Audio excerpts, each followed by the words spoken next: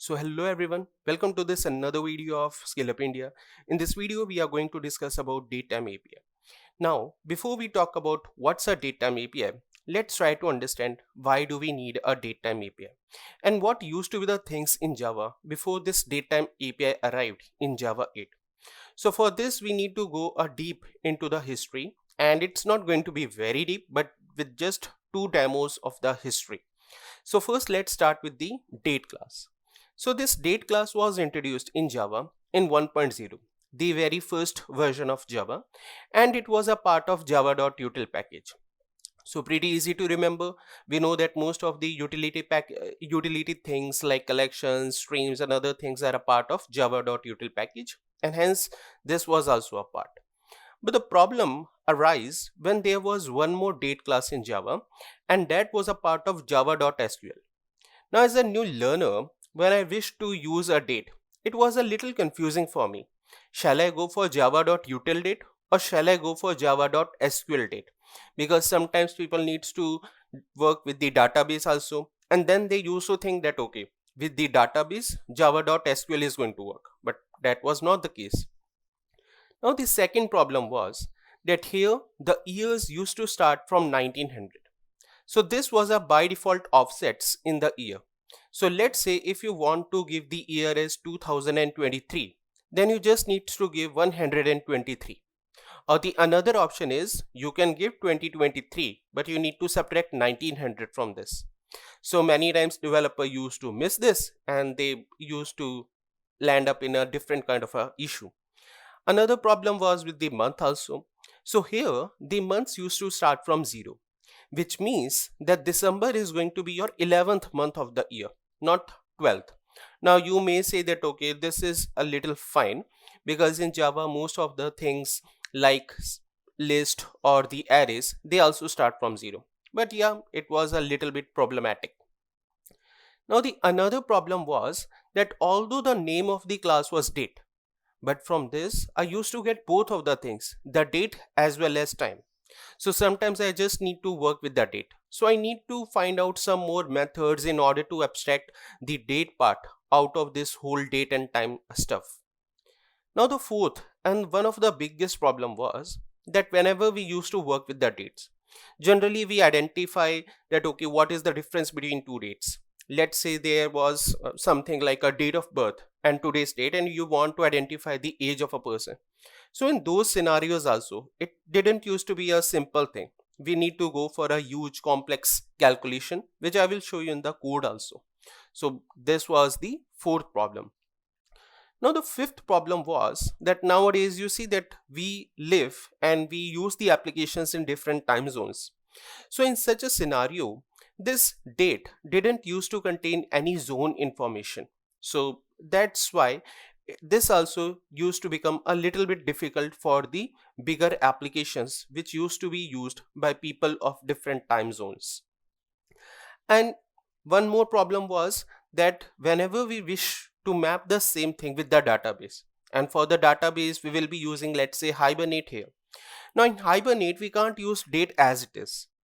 There we need to annotate it with @temporal annotation, and then only we could have used it. Now although you don't know about, let's say, Hibernate, you don't know about @temporal, then no need to worry. In this demo we are not going to use it, and we will be having a separate series of Hibernate sessions.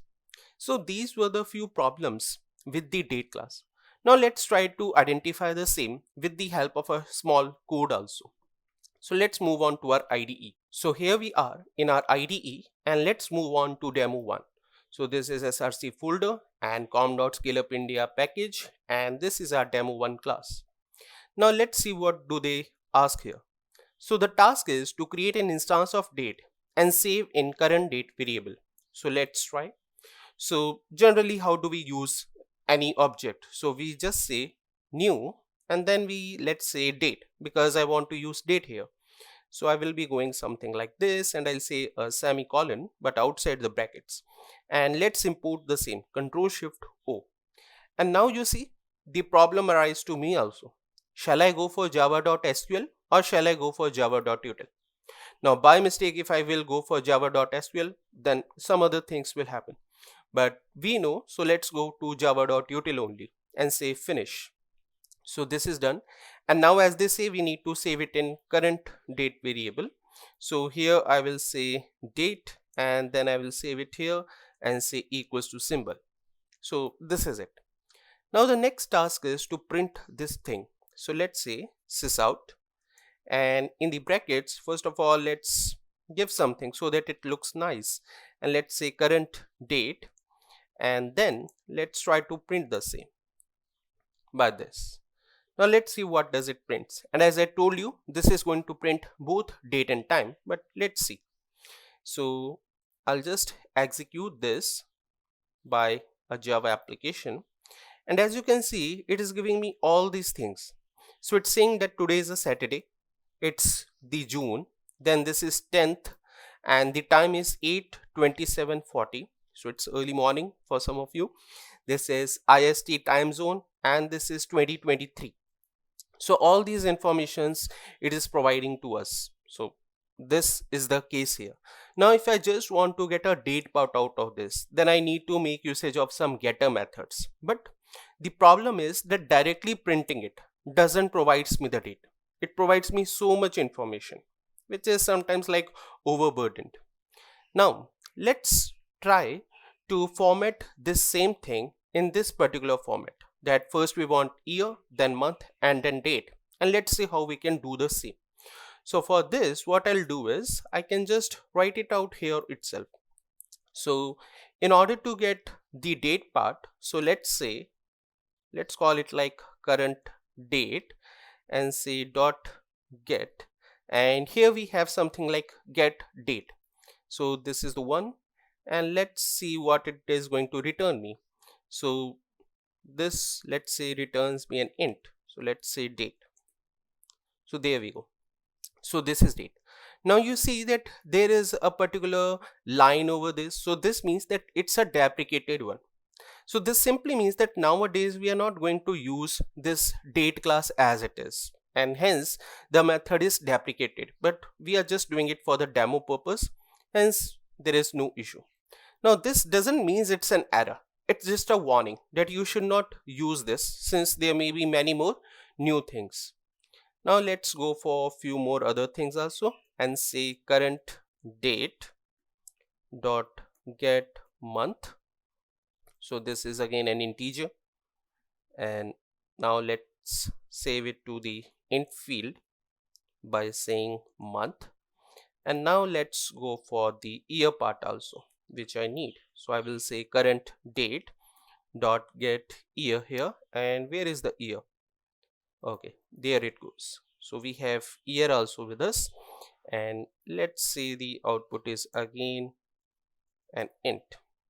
So all these things are there with me, and now let's try to print the same. So for this, let me try to make usage of it. So I'll say copy, and I'll say paste, and here let me try to say year, and then a plus, and then this symbol, let's say hyphen, then they say the month. Okay, so I will say month here, then again they say we need a hyphen, so let's give it, and then again they say we need a date part of this. So yeah, there we goes. So now we have a date, we have month, we have year. Let's try to execute and see, do we get the required output or not. So as you can see in the output, we are just getting 123. So earlier when you printed the whole date, it said you 2023, but now when you are printing the year, it is 123. The reason is that the year starts from the 1900 as an offset. So when you will just print the year, it will just say 123, but when you will print whole, it will say 2023. But we know it is 2023 and we know the solution. So what we will do is we will just say here plus 1900. So are you getting? This is another problem. Again and again you need to add and subtract these kinds of things. So we need to do this. Another thing is that in the month it says it's 5th, but we know currently June is going on and June is the 6th month. Here also you can see the June is 6th. So for this also we need to add 1 here, because we know that here months start from the 0. And now let's again execute this. And on executing, now we are going to get the required correct date. So it is 2023, that is 6 and then 10. So the date is there with us. Now what we will be doing is we will be using the same method in the next class also. So instead of writing out here, what I wish to do is I wish to create a separate method. So let me create a separate method quickly for you and then we will resume. So we are back and we have created a separate method for the same. So now we are calling it as display formatted date, and this is my method. So it will provide me this year, month and day, and the same will be provided here. Now if I execute, the output is going to remain same. Now there is nothing different, but it is just to make the code a little better. So generally whenever you are coding, you should try to make different methods for the particular problem set. Now let's move on to demo 2. Now in the demo 2, we have the same code available with us, and you see that here this time I'm making usage of this suppress warnings deprecation. Now what it does is that, as you can see, this time I'm not getting any kind of warnings, but in my previous demo I was getting some of the warnings. So I don't want these warnings to appear for me, and I want to suppress them.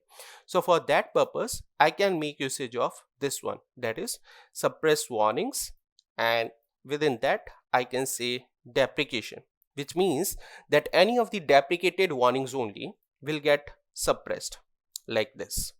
Now let's again go back to this demo 2 and see what new things are there for us. So now they say, first of all, rename the current date as the birth date. Okay, let's do this quickly. So there we are, and let's rename it to a birth date. This also let's call it a birth date, and this one also let's give it a birth date. And here let me say birth, and here also let me just say birth. So this data is also given here. Now this is set your date of birth and say, okay, I need to set my date of birth, or let me just say it any particular date. So let's say birth date dot set. So like we used to get, same way we can set also. So let's say date, and date is just going to take an integer. So, and let's give it something like 28. Then let's say what it says. So we need a birth date, and let's say set month. So in the month also it is going to take an integer. Now I wish to set it to be something, let's say November. Now November is 11th month of the year, but here I need to set as 10, because as you know, index starts from 0. So one option is you can say 11 and then you can say -1, or the other option is directly you can say 10. Both of the options are fine. Let's go by this one. Now next I want to set the year part also. So I'll say birth date, and let's say set year, and here this is the one. Now I want to give the year as 1995. Okay, let's say 1995, and let's see will this work or not for me. So what do you think? Will it print me 28 November 1995 or not? Let's see. So we will go here and execute the same with the Java application, and it says, for the first one it says it is Thursday, November 28, but the year is 3895, and here also it is 3895. So the month is fine, because we remember that we need to subtract 1 from it, but for the year we forgot that we need to subtract 1900 from this, because that's an offset. And now if we execute again after subtracting, now the year is fine. Now this is 1995. So these kind of calculations you keep on doing again and again whenever you are working with the date class. And if you just want to see how the date class looks like, so you will just hover over this and say open declaration, and the whole date class will appear to you. So this is such a big class, and you can just have a look to this, although currently we are not going to check this out more. Now let's move on with our demo 3. Now with the demo 3, what we will be doing is that we have a current date, then we have a birth date, and then we are also printing the same. But now I want to calculate the age also. So which means I just need to find the difference between these two dates. So for this particular purpose, since it is only for the demo purpose for the first one, and now no more we are going to use date. So what I have done is I have already created a method for all of us so that the video doesn't become too long by explaining the whole calculation and writing the same thing. So I'll just quickly explain you how I'm doing the same. So first of all, I have created a separate method, calculate age, where I'm taking the two date instances. Now always remember, whatever the data type of date is, whether it's a date or later on we will study others also, but always give start date in the starting and then give the end date. So start date and then end date.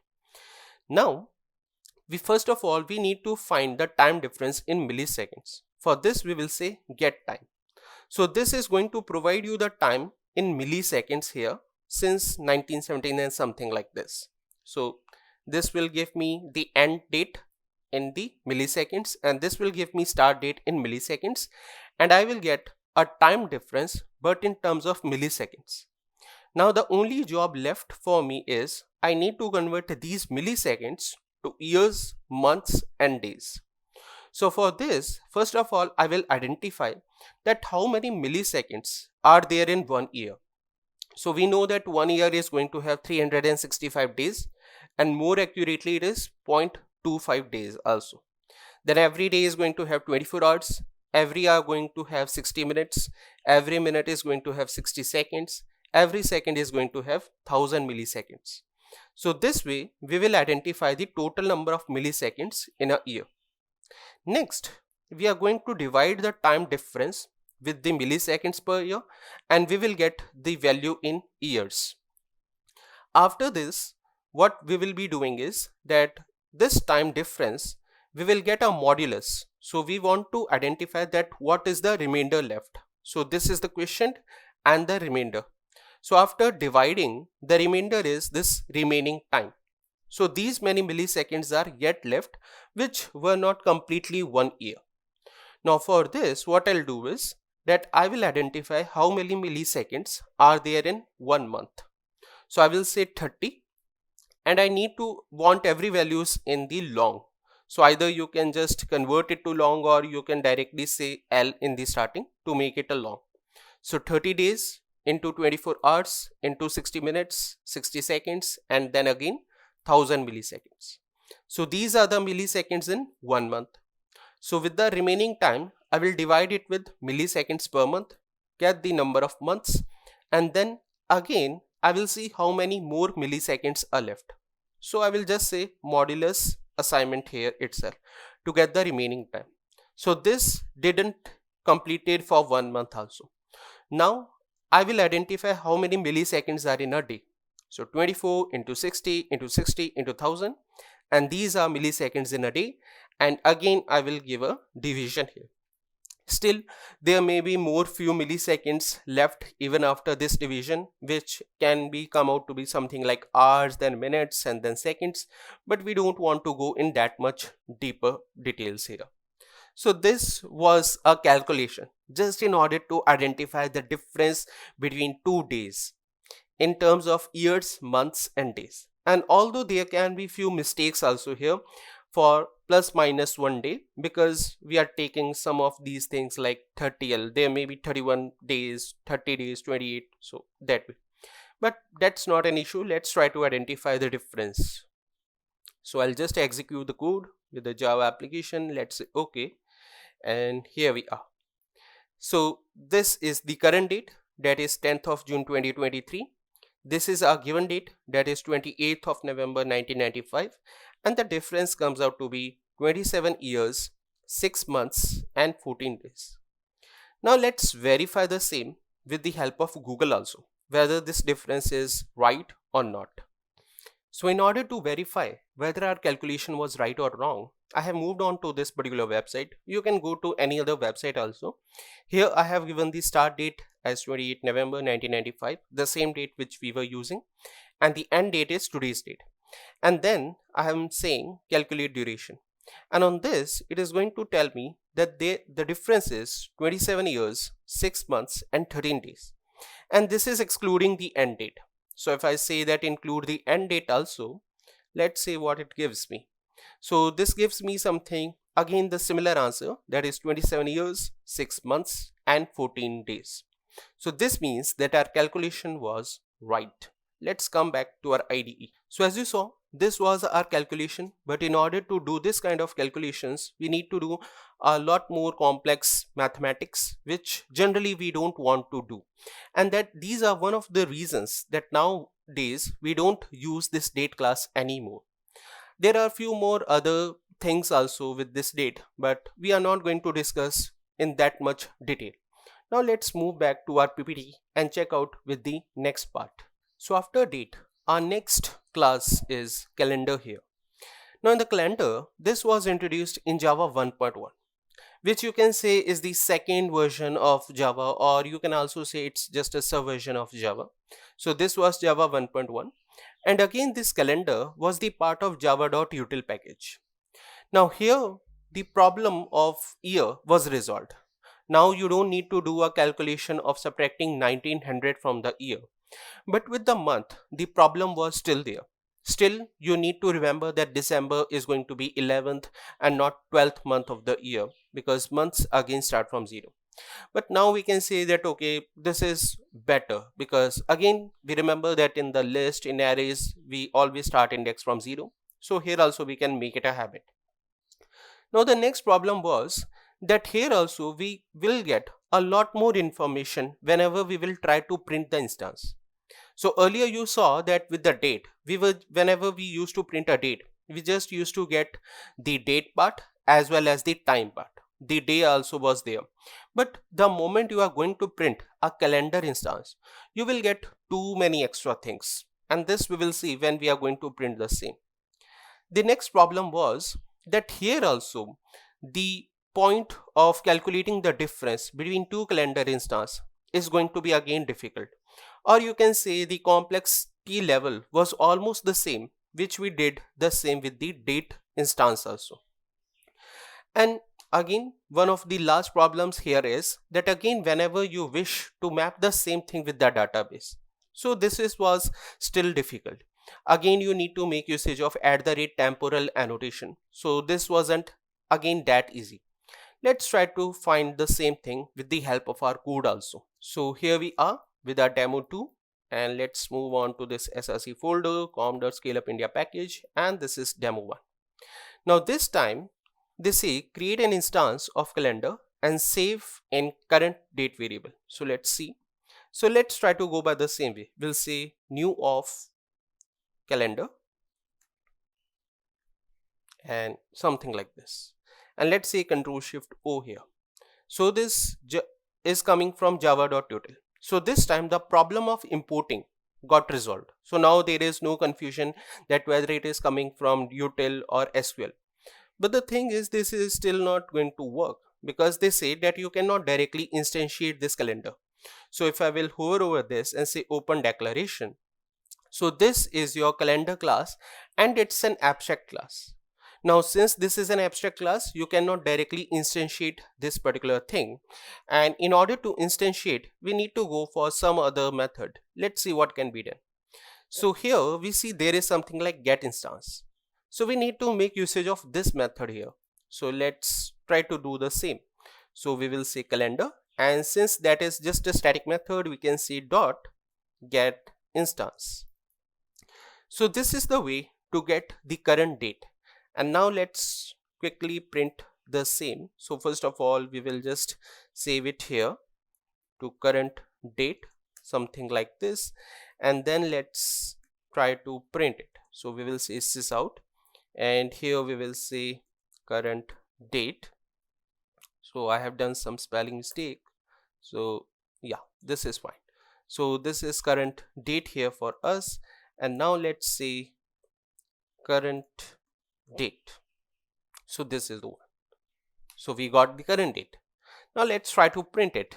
So let me execute it with a Java application, and on executing you see that when I will say current date, I'm not actually getting a date itself. I'm getting a very big output, and it's saying that first of all it is coming from Gregorian calendar. Okay, that's fine. Then it is giving me the time in milliseconds. Okay, that's good. Then it says that okay, so much information is there. The zone information is there this time, that it is Asia Calcutta zone. Then it says the offset is this, then this is some DST savings and something like this. Where is the main information? So here it says the era is 1, the year is 2023. So year is fine, the month is 5. So which means that again I need to add 1 to it in order to get the month as June, which is 6th. Week of the year is 23 and the week of the month is 2, and then something like day of the month is 10. So it is such a big information, but I just want to get the date, the month and year out of this. So for this, again, let's try to see how we can get the values. So let's say current date here, and then we will say get. Now here we don't have any direct method like month or year like the last time we were having. So we will just say get, the first one, get here, and within get we will try to give it something like this, calendar. So let's say this calendar dot, and first of all I want to be something like date, so I'll just say date here. So this is the way. So here this is my calendar and this is going to provide me the date in integer. So this is the one, and let's try to print the same. So I will say here int, let's call it date, something like this. So I got a date here, and now I wish to get a month also here. So I will say int of month, and then I will say current date dot get. So now you don't need to remember the different methods, but the problem is that you need to remember these different variables. So I will say here month this time. So this is month for me, and now let's see year. So for the year we will again say current date dot get, and within this get we will say calendar dot year, something like this. So this is also available to us, and now the final job is just to print the same. So I'll just copy this, I'll paste it out here, and here I will say first of all, let me say year, then I will say something like plus, and then I'll just say this hyphen, then I'll say this again plus, and then it's the time to print the month, and again let's say plus hyphen, and the last but not the least is time to print the day.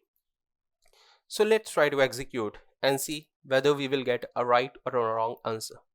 So on executing this, I'm getting the output as 2023, which is the year, then 5, which is month, but for that I need to add 1 to this so that I can get a right month now. So I will say plus 1, let me execute it again. So now this is correct, 2023, the month is 6th and the day is 10. So all the data is correct to me now. Now again let's try to create a separate method and use that one. So here we are, I have created a separate method, display formatted date, and as you can see I'm calculating the year here, the month I'm adding 1, and then I'm saying day of the month, and then let's just execute it again in order to get the required output. So this is the one. So we got the correct output, but again you saw, just in order to get the date out of this whole thing, we need to do so many extra things. Now let's move on with our demo 2 and let's see what's waiting for us. So here also again they say that first of all rename the variable. So let's do that quickly. So here I will say birth date, here also I'll say birth date, here also I'll just say birth date, and here also let me just replace this so that we don't get confused which date we are talking about. So yeah, this is also the birth date, so this is fine. Now they say that set your date of birth in the same. Now last time you remember that we did something like birth date dot set date, that meant set year and something like this. This time let's say how we can do the same. So we will say birth date, and let's try to identify the set method here. So here we don't get any direct set method for the month, year and something, but we have something like this. There is a setter method and it can directly take year first of all, then month and then date. So let's try to go for this one.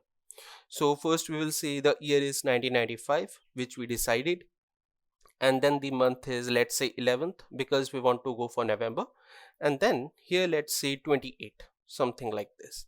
And if I execute the same, let's check out the answer now. Java application, say okay. So yeah, here we got the wrong answer. Again, the month we got as 12 because you remember index starts from 0 here. So if you want the month as 11, then you cannot set the month as 11. You need to set it as 11 minus 1. Let's do the same. So isn't that tricky? Again, always you need to remember all these things whenever you are working with a date or you are working with a calendar. So now you got the correct output as 28th, 11 and then 1995. So this was one way of setting the date. There is one more way also, and for this what I will just quickly do is I'll copy this part, I'll paste it out here, and let me quickly rename all the variables as 2 so that it will stop giving me the error. So this is 2, and the second way was that it's actually an overridden method here. And the method says is that in the month place, if you don't wish to give a number, because you need to subtract 1 from here again and again in order to take care of those things index. So other way is that you can directly say here calendar dot, and here you can say November. So this is the trick. So you can say here November, and let's see what it is going to give me the output. So this time it gives me the same output. It is 1995, 11, 28. Here also it is same, but now I don't need to subtract 1 from here. I can directly use it as November. So this is an advantage. Earlier we were not getting, but now we are getting. So either you can give it in terms of numbers or you can directly give the month also. So all the months are available here, and all so many different things are available. So you can check out not only months but other things are also there, like days and other things. Now let's move on with our demo 3. So with the demo 3, as you see, we need to identify the age, the same thing which we did the last time with the date. So again we have a current date, we have a birth date, and we just need to get the age. And again I have created the method for us. This time the method is same, so we don't need to go in that much explanation again. The only difference is that earlier I was using the simple getter method, and this time in order to get time in milliseconds, I'm saying get time in millis. So here also rest of the things and calculations are same. So let's hope to get a similar answer here. Let me execute it as a Java application, and on executing this I get a same answer, 27 years, 6 months and 14 days. So output is same, we don't need to verify again, but this was the thing. So you saw that on using the calendar class, it resolved some of the issues. Now there is no confusion in the importing, there is no confusion with the years, but there was still a confusion with the months. Either I need to remember whether shall I go for something like -1, or either I can make usage of direct thing like calendar.november.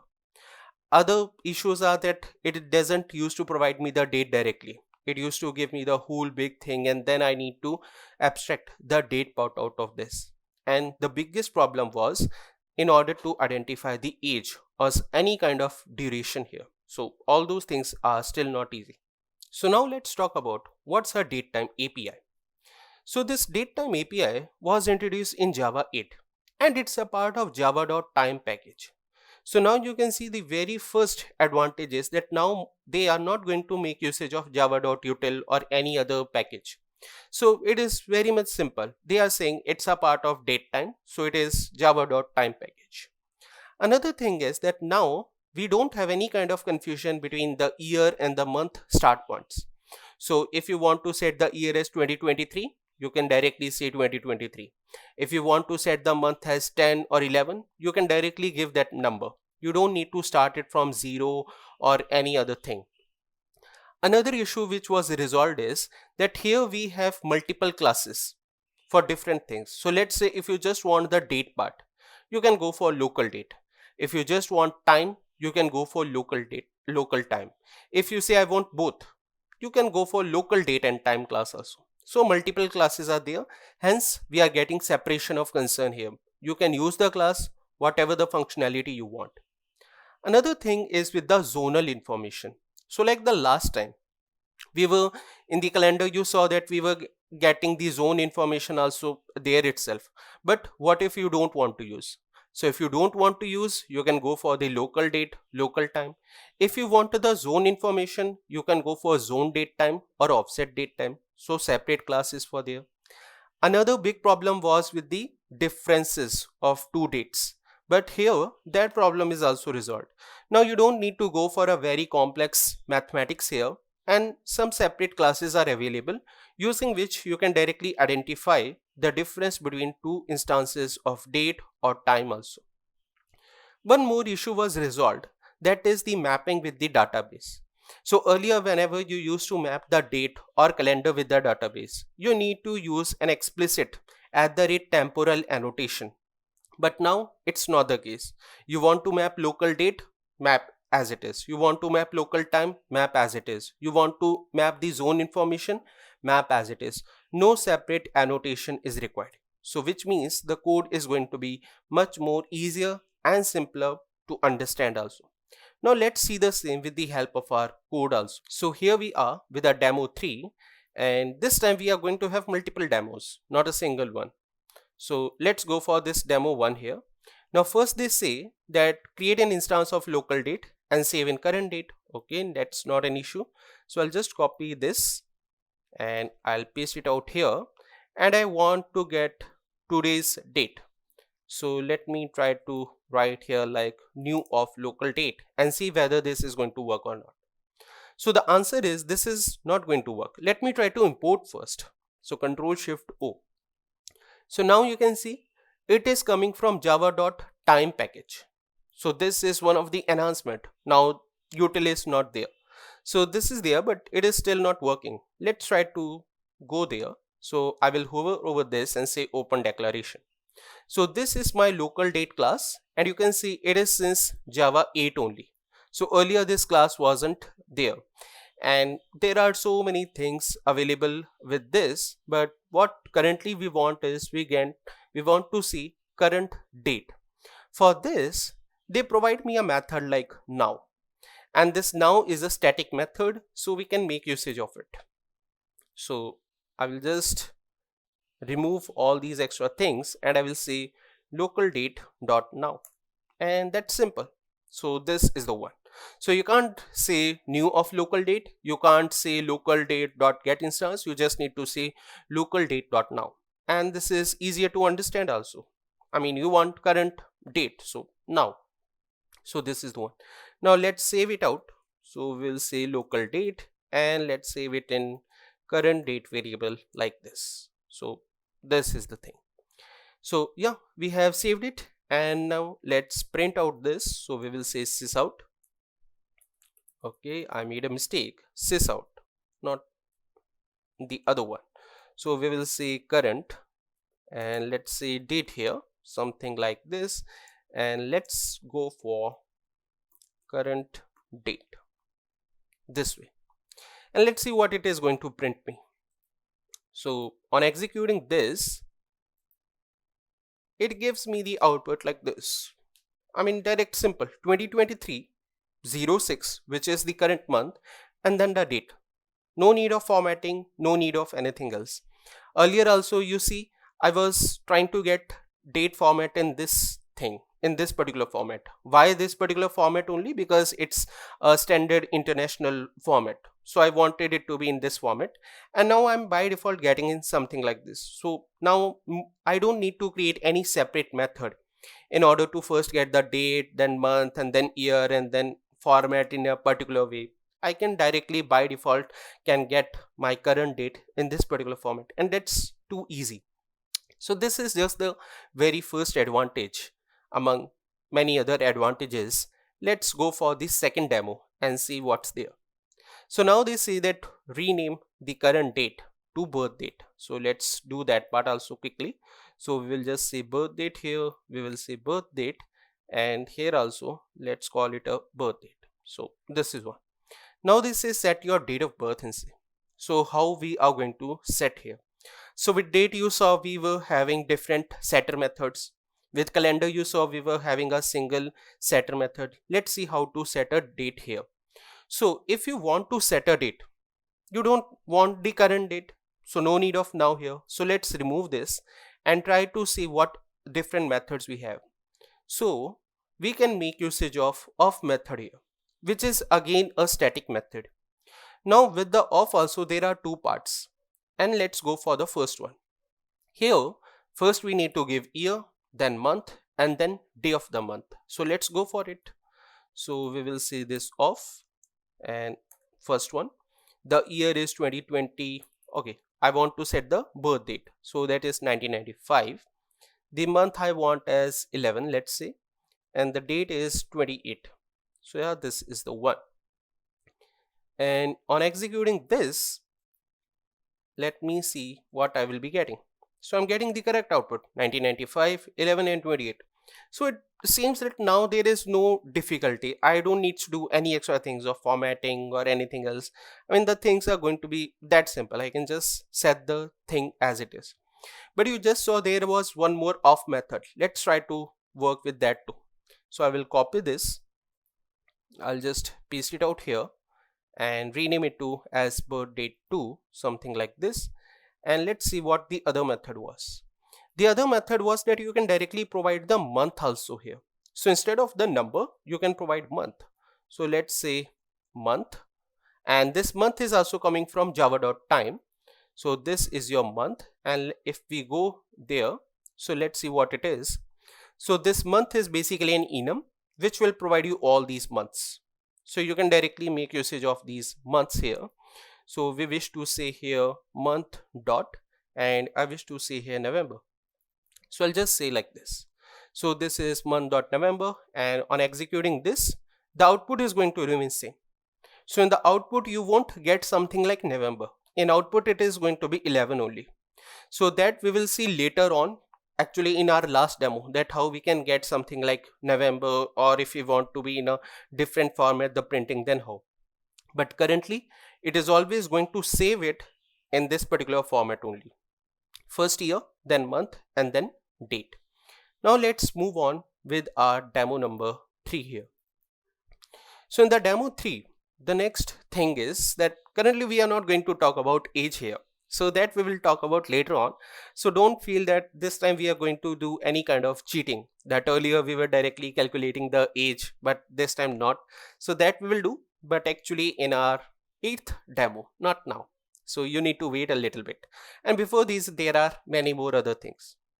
So let's say that now we have a current date also, we have a birth date also. Now our goal is not to identify the difference between these two, but the goal is just to identify that whether the first date is before or after or same as the different date. So what can be done? So for this, the methods are simple. So we will just give any one of the date first. So let's say first we are giving the current date, and then we want to check whether this current date, that is today's date, is after the birth date or not. So we will just simply say is after, and then we can give the second local date. So this way we can go for it. Same way we can identify whether it is before or equal also. The output is going to be a boolean. So it's not always the case that you first identify the difference, then you say whether the difference is 0, then it is same. If difference is greater, then it is after. If difference is smaller, then it is before. You can directly identify by these methods also. So on executing this, we will be getting some answers here, and let's see what are those. So current date is in 2023, birth date is 1985.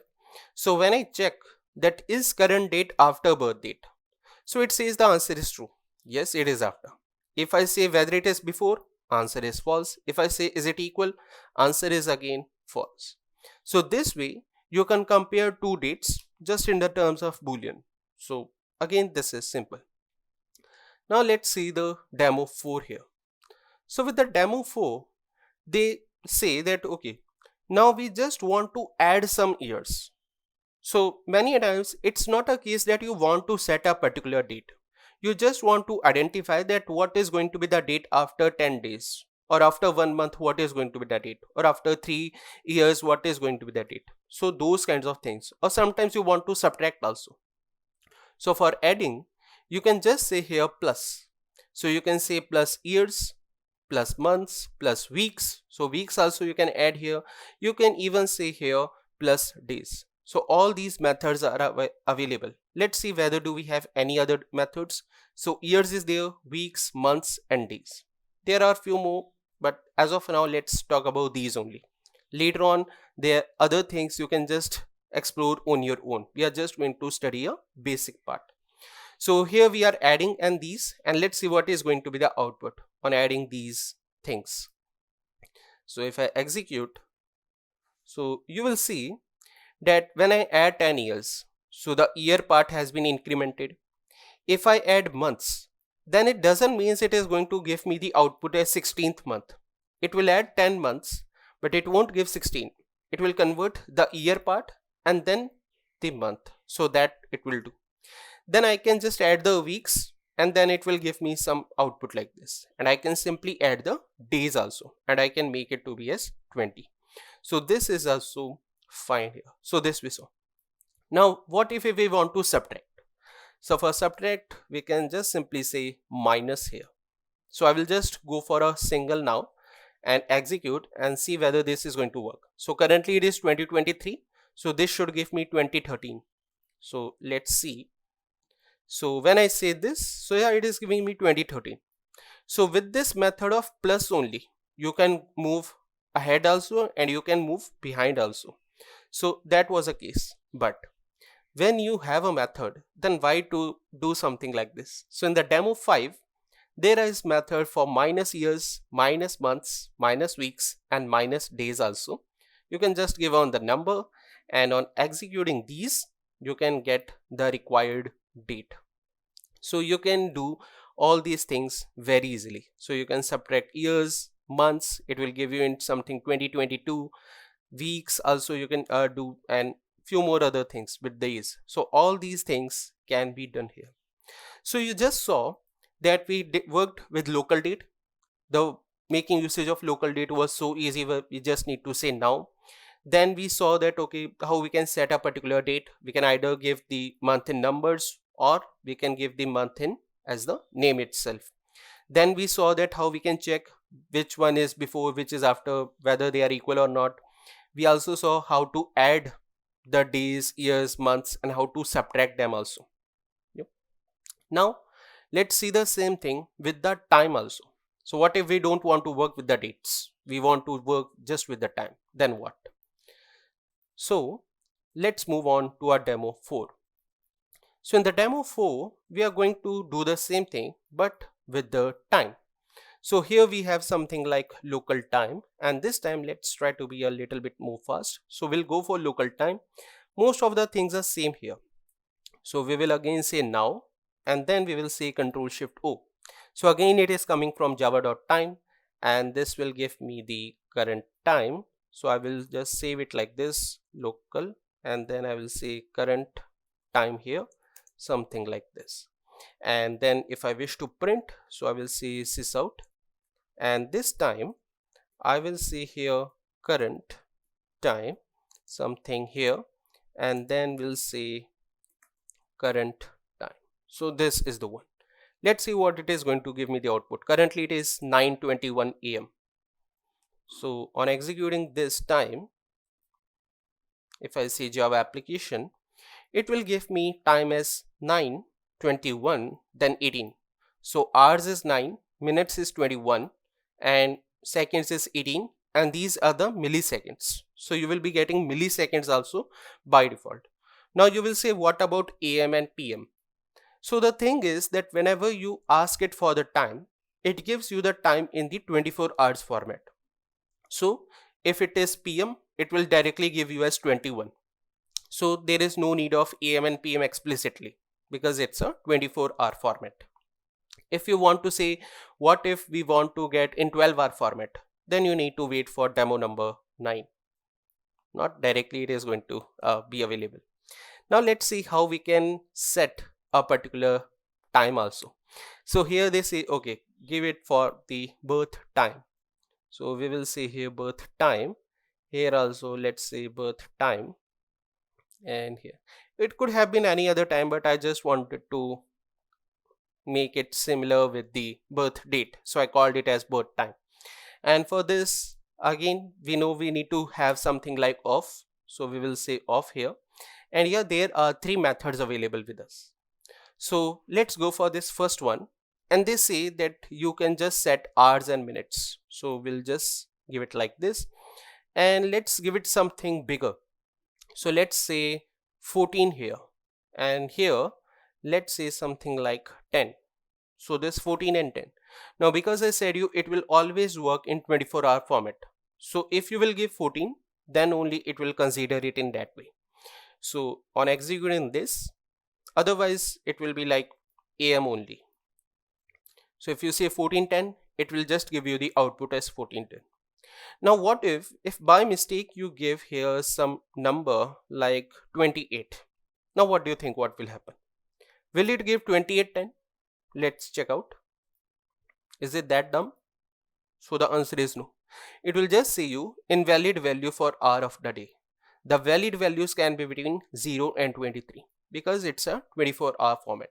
So we can just say 14 here, or let's give it 1010. That's more better. So this is the one.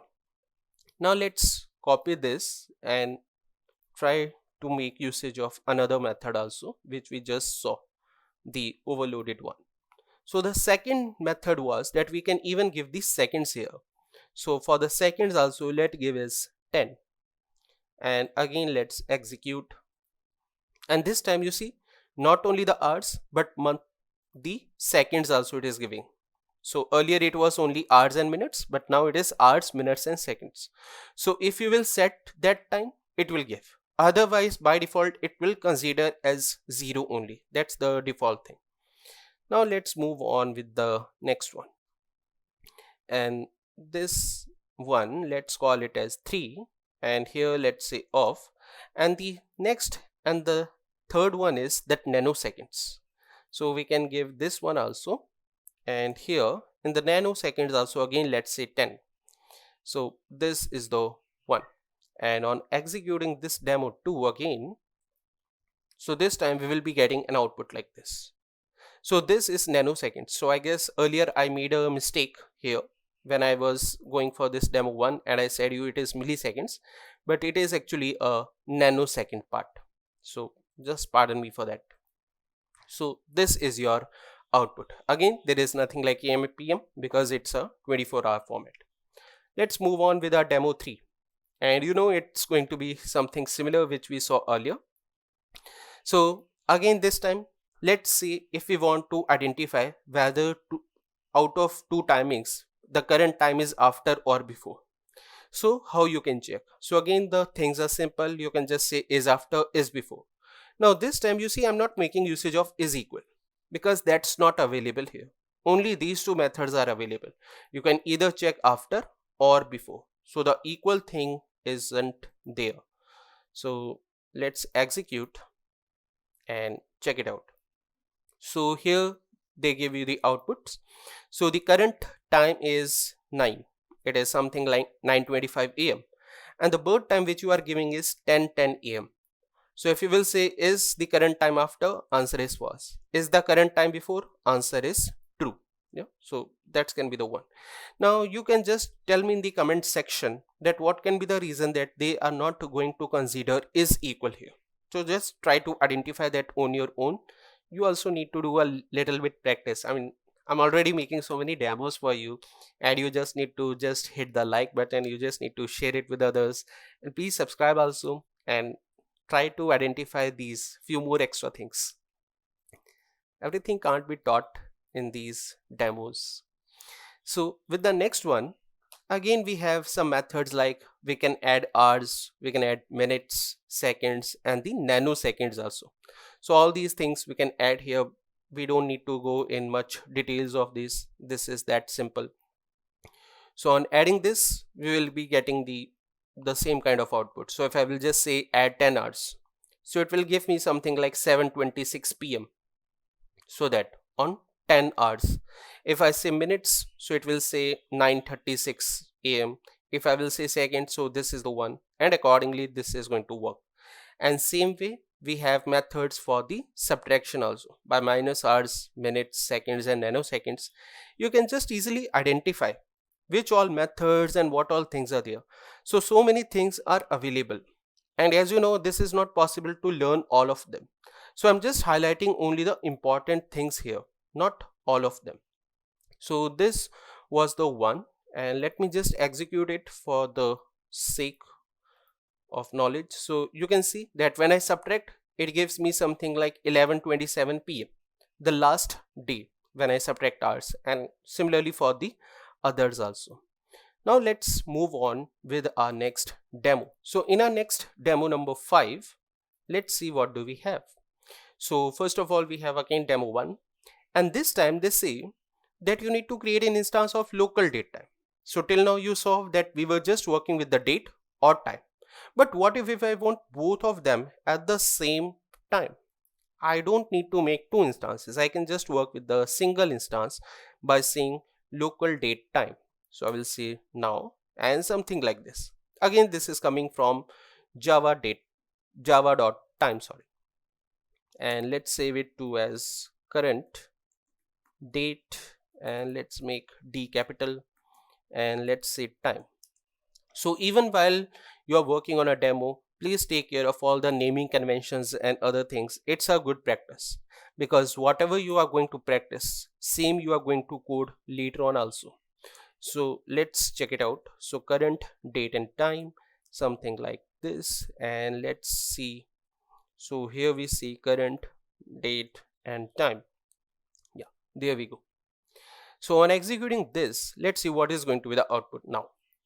So earlier you was checking that when I used to just say local date, it used to give me the date with local time only time. So now what? So now the output will look something like this. You may say that okay, this is looking a little bit, but that's not an issue. So first it is giving you the date part, then it is dividing both of them with the help of this symbol of T. So with this symbol, it is dividing the two things. So before T you have the date part, and then you have the time part. The rest of the things are same. So time again you are getting till the precision of nanoseconds, and date you are getting in the same format, and they have been added with the help of this T symbol. So this is the one. Now let's see in demo 2, and now we are going to try to set the particular one. So first of all, let's do the renaming part. So here we will just say renaming as birth date time, something like this, birth date and time. Yeah. And again, so here we will go for off, and yeah, so many things are there are so many. So 1 2 3, then 4 5 6 and 7. So there are 7 overloaded methods of this local date and time. So we'll just go for one of them, that is the first one. So in the first one, what we need is that the user says I'm already having a local date and a local time with me, and then I wish to set the same. So how we can do so? So let's assume we have this local date with us. So let's save it as local date, something like this, and let's say local date dot now. Or okay, we want to set the date of birth, so let's say something like this, 1995. Then we wish to go for the year. Now for the year, again you can have two choices, either by number or by month. So I'll go for the month here, and then date I will say as 28. So this is the one, and then I will give as a local time. So this I will say local time, and then I will say here local time here, something like this. Again I will say local time dot off, and here I will say 10, and this also let me just say 10 here, and then again let me just say 10 here, and let me give the seconds part also here. So with the seconds also let me give, or nanoseconds part, sorry. So this is also done.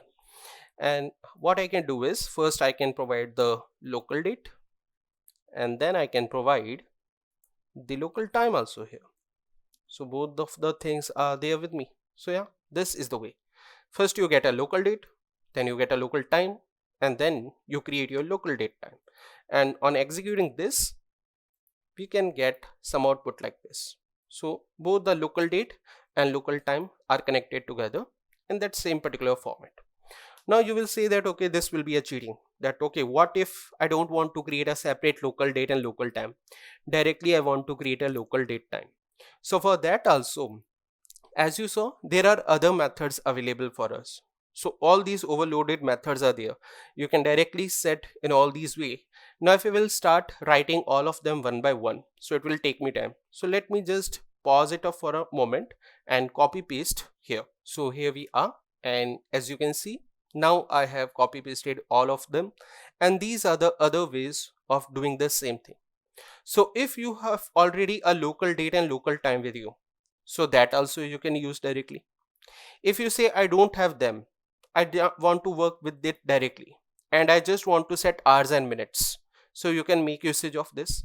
So first it is year, then month, then day, then hours, and then minutes. If you say no, I don't want to give month in number, I want to give month like this, so that is also fine. If you say I know the seconds also, so you can make usage of it. There also there are two ways. And if you say no, I know the nanoseconds part also, so again you can make usage something like this. So all these options are available to us, and this is our choice which one of them we want to make usage of. So many different things are there, and let me just quickly execute them and let's see whether we will get any difference or not. So on executing this, you see that initially when I'm working with local date and local time separately, so I'm getting this output. Now when I'm not setting the seconds part here, so I'm getting some output here. Then when I'm not setting nanoseconds, I'm getting the output like this, and when everything is set, I will be getting an output like this. So this is the way. So nothing more difficult or complex to understand. Let's move on with our demo 3. So this time they say that a particular current date time is already available to us. Now the goal is we need to convert it back to a local date and a local time. So this is there, but you want the output and the local date. So many times it comes up in the scenario that you want to extract the date part out of this. So what can be done? So we will just say here local date, which we want first, and there we will say current date, and here we will say current date time, and then we will say dot, and then the method is to. So we will just say to and we'll say local date. So when you will say to local date, it will give you the output in the local date format. And let me just copy this particular statement. Let me paste it out here. I'll remove the time part from this, I'll remove the time part from this, and this way we can print only the local date thing for us if you don't want the whole thing. And yeah, this can be done. So you see, we are just extracting the date part out of this.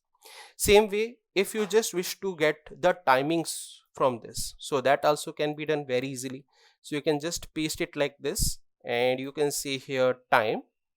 Let me say here also a time only, something this, and this part also, okay, not this, but here first of all let me make these changes quickly.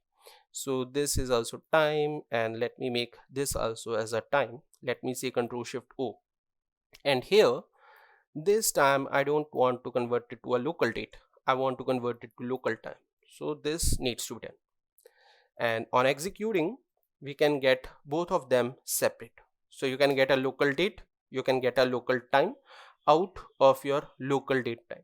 So this is again a simple thing. So you can easily convert from one format to another format.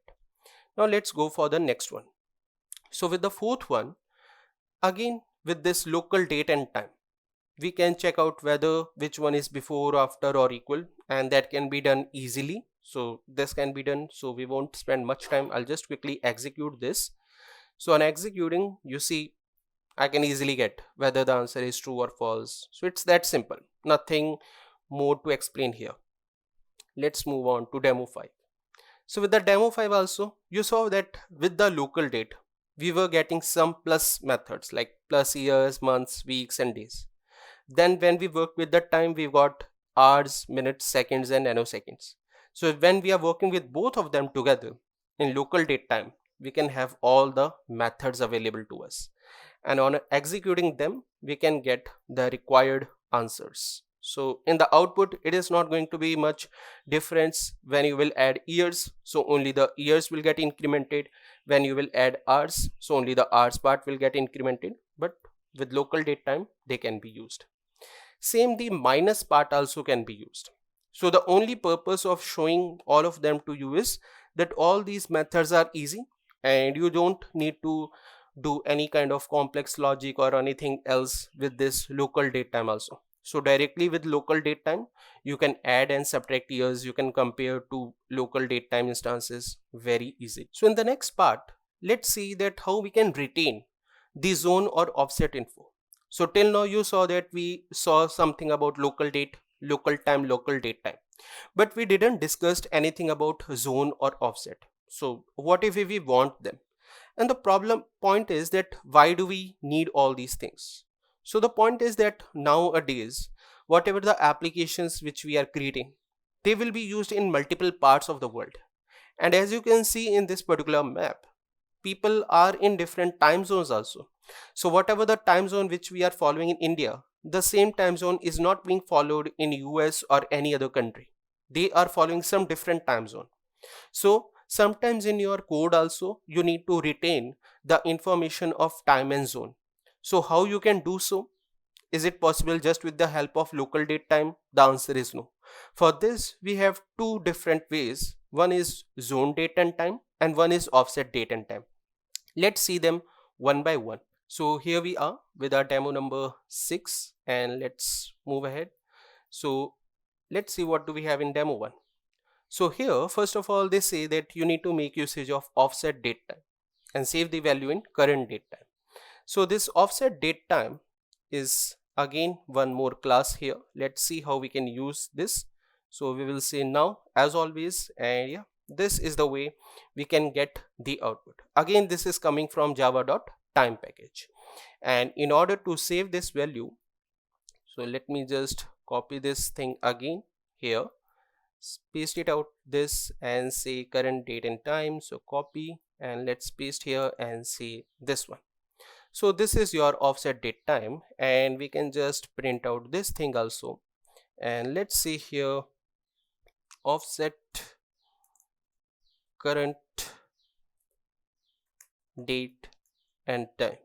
So it's not just a current date and time, it is offset current date and time. Let's see what we are going to in the output. So we will say current date and time here, something like this. Now on executing this, let's see, so we will be getting something like this. So you see the extra information which I'm getting is this particular part plus 530, which means that currently since I'm in India and India follows the offset of 530. Now this offset is compared again with the Greenwich meridian, which is we call as UTC, Universal Time Zone. So with that we are checking out this and we are in the plus 530 currently, and it is 942 now. So this is the way you can get it in the terms of offset. So with the next one, they say that you need to get the offset date time but with the zone offset of UTC, that with the Greenwich meridian. So let's try to do the same. So we'll paste it out the same thing here and we'll rename it to 2, and in this now part only I'll change it to zone offset, something like this, and I'll say UTC. Let's see if I can get, yeah, this UTC is already there.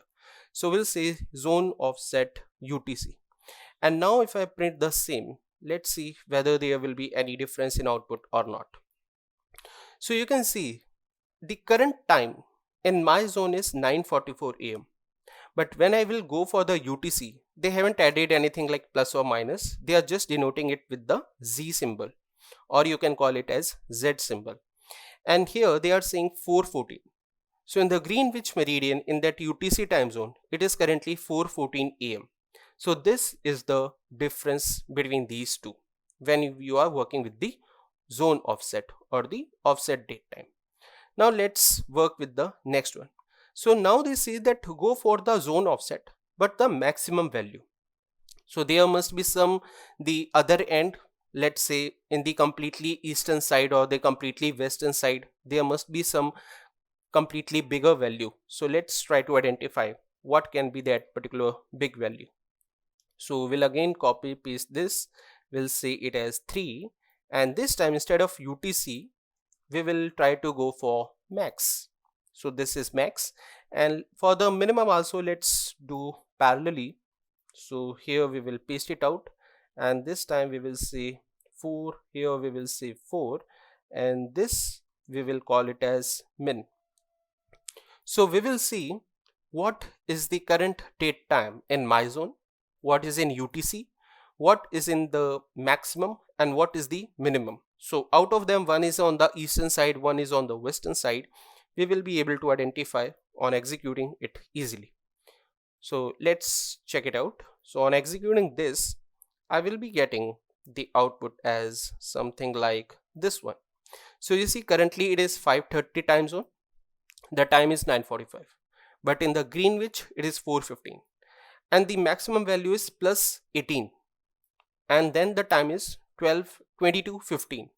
The minimum is minus 18, and then it is 10:15, but the date has changed, so it is yesterday's date. So this is the way that you can talk about the time zones of the whole world very easily, something like this. And these are one of the common ones, the UTC, max and min. So what if you want to go for some in between time zone, then you can just add or subtract the numbers on your own also, which we will see in our next demo. So in the demo 2, they say that okay, convert it back to birth, date and time. So let's do this one, and let's call it as birth, date and time. Here also let's say birth, date and time, and here also let's call it as birth, date and time, something like this. And now when they say that set the value, so for this again we will be making usage of off. So for this again there are multiple options. You can use local date, local date time, and all these whatever you have. So let's go for this first one, and assume we have a local date time available with us. So for this we need to create one.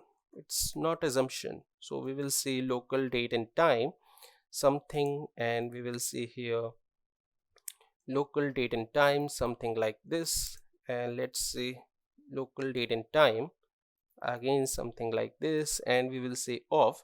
Again for this also we have 4 other options, but we will go for the simplest one here. For this one, let's give the year as 1995 directly, and in the month let's say month dot November, and in the date let's call it as 28, in the hour let's call it as 10, in the minute let's say 10, here also 10, here also 10, and here this is the one. And this local date time you can use here directly, something like this, and this is the one. And here this part, so here we will say zone offset, and let's call it as off. So we will say off here, and we will say off hours. So you can say off hours, off minutes, off hours, minutes, and again multiple options are there. So we'll say just say off hours as of now, and we'll say add 10. And on executing this particular demo, the output which we will be getting is going to look something like this here. So you can see the rest of the output is same. Now this time, since we are setting the time, it is not going to change. So this time we are setting, but with an offset of 10 hours. So here this 10 got added. The time won't change on its own. Only this offset will be added. So this will represent that okay, this is an offset date time with 10 hours ahead. And then there are few more options. So let me just quickly pause and copy them. So let's resume the same. So I have copied all of them, and you see so many options are there. It's a very big line. So the first one, as you saw, we can directly have a local date time here, Then for this local date time, again you can go for the multiple options, but we can go for this, and we can just add the zone offset in hours, so only hours will be there. You can also say hours and minutes, you can say hours, minutes and seconds, that also can be done. Other option can be that you don't have the whole local date time with you, you just have a local date local time, so that also can be done. And with that again same hours, hours, minutes and seconds. Third option can be you don't have anything like local date, local time, local date time, you are directly setting the values, so that also can be done here. So all these things are there, and you don't need to just remember all of them, you just need to know that okay, these methods are there, just utilize any one of them as of now. For others you can always use them at the runtime, and it's not difficult, you can just point over here and you can see in which order you want to give the values, and same way you can give. Let me just execute the same and see what is going to be the output here. So on executing, we will be getting some output like this. So as you can see, for all of them the time value hasn't changed as such, only the offset part has been added. So this happens when you are just going for a particular time setting in all these cases. So this is the case. Now let's move on with our demo 3. So in the demo 3, they say that okay, you have a current offset date time available to you, which will look something like this. Now the goal is to convert this current offset date time to a local date time and save it in a local date time variable. Let's check it out. So here we will say this, and then let's say this, and let's call it as local date time something, and this current. So we are getting it from the UTC. So from the UTC offset date time, we need to convert it to local date time. So let's see how to do that. So we'll just say dot to local date time. It's that simple. So we'll just say this, and let me copy this particular part here. So this is a copy, and let me just paste it here. So this is current, and here it is not an offset, so this is current local date time, and here also let's call it as local date time in the variable part 2. So this is your local date time, so this is the one. So what do you think, what is going to be the output?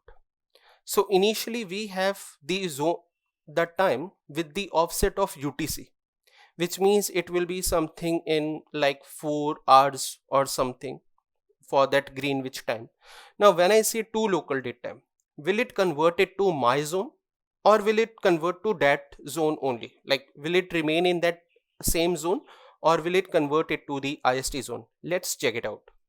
So on printing this, or before this, parallelly let's do one more thing. Let's directly print the local date time also, so that we can do a quick comparison that whether it is same as the current time or not. So for this we will just say here current local date time, this one.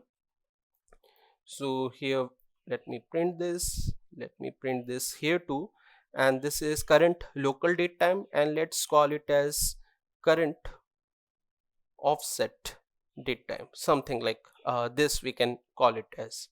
So this is current local date time, and here I don't want to go for this one, I will directly try to generate it with the help of the now method. So something like this I will be using. So now we will identify whether this conversion will be same or not. What do you think? You can tell me first in the comment section, and please try to write them so that others also see that okay, we are studying here. So let's execute and see the output. So here you see that initially when I do it with the UTC, so it is giving me the time as 4:24. I'm not talking about date because date will remain same, there is not much change. So it is around 4:24 AM, and it is Z written here, Z or Z. But when I say to local date time, then also it is still 4:24. So it didn't converted it to the current time zone. What it simply did was that it changed the data type from offset date time to local date time. It removed that particular Z symbol, and now it is just printing it like this. So only the offset part has been removed, but it just converted it to that zone's local date time, not my current zone date and time. And the last one is my zones. local date and time, which is 9:54. So this is the thing. So this you need to remember, that whenever you are converting from an offset date time of some other zone to a local date time, so it won't give you the local date time of your zone. It will give the date and time of that zone only without the offset part. So with the next demo, that is demo number 7, here we have this first demo for that, and here we say it is zone date and time. So we will see what is the difference between zone date and time. But first of all, let's try to understand how to make usage of zone date and time.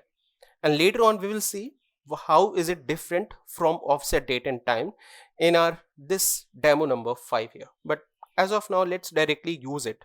So we'll just say zone date and time, and here I'll just say dot now as always. So you see that their importing is same, their way of using is same, so you don't need to worry much, you don't need to think about too many things, just a brief idea you should have at all points of time. So we will just say it like this, and let's print the same thing. So we'll just say sys out here, and here what we can say, let's call it as current date time, the zoned current date time, let's call it that way, or even this is fine, I guess. So this is the one, and let's say, yeah, here we were. So let's say a semicolon, and let's say the plus, and let's say this current date time, and let's give some space also in this. So when I say zone date time, and now let's see what is going to the output. So on executing this with Java application, so here let's see what we will be getting.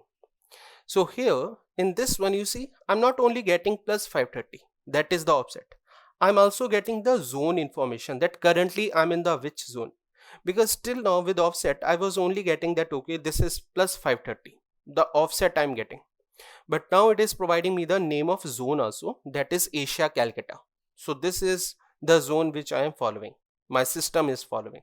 So this is the extra information which you will be getting with zone date and time as compared to offset date time.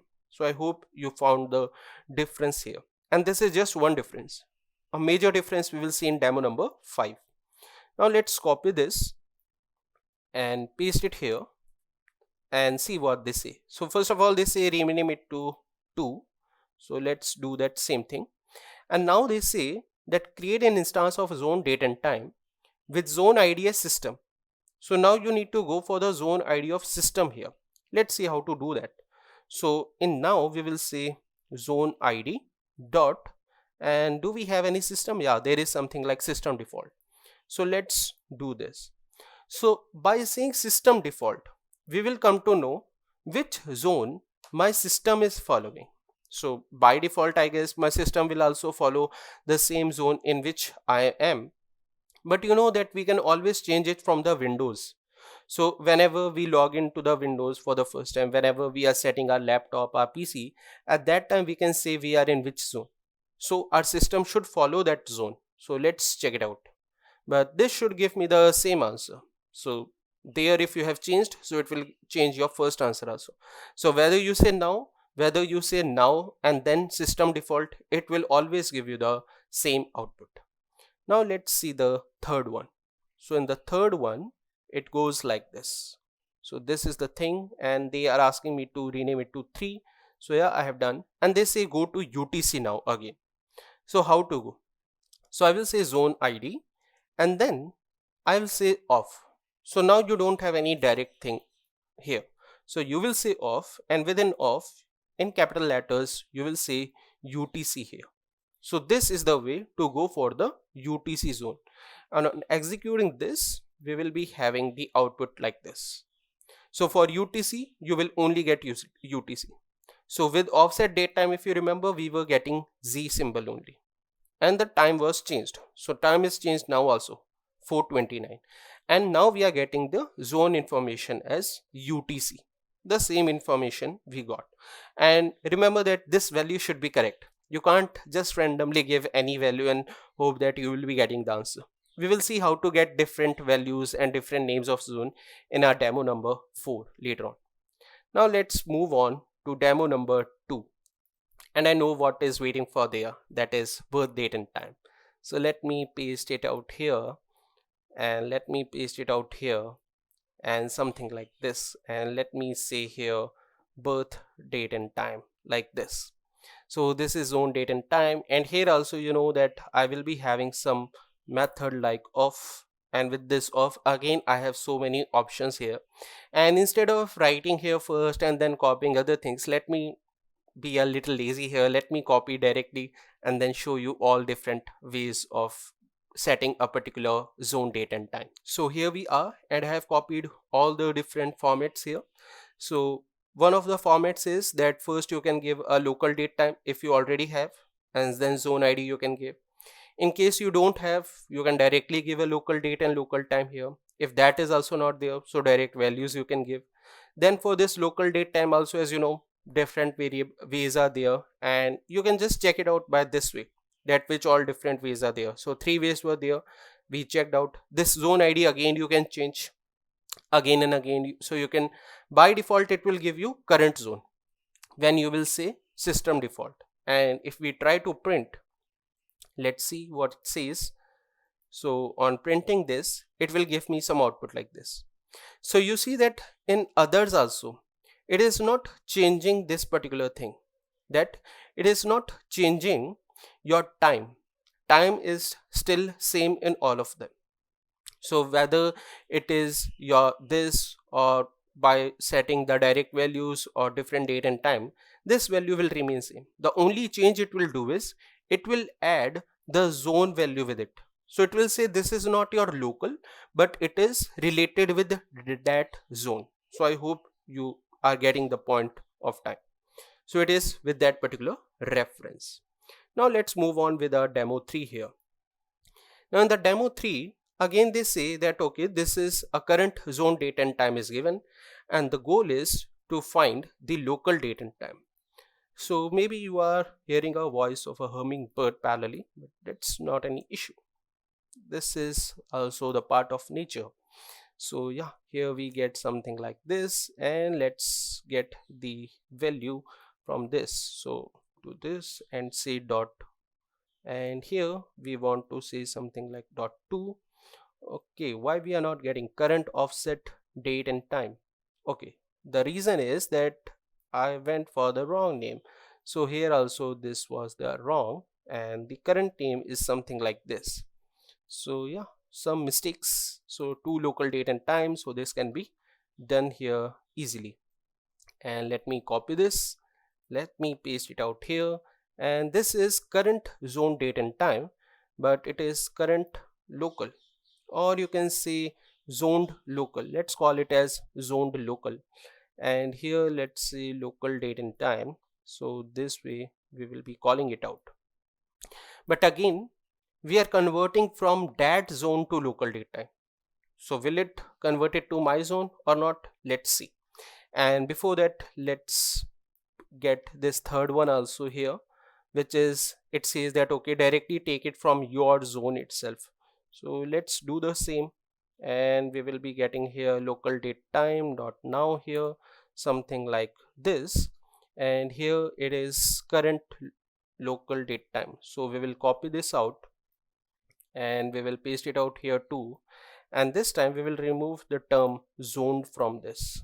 So yeah, this is the way we can do all these things. And on executing the demo 3 as a Java application, let's see the output.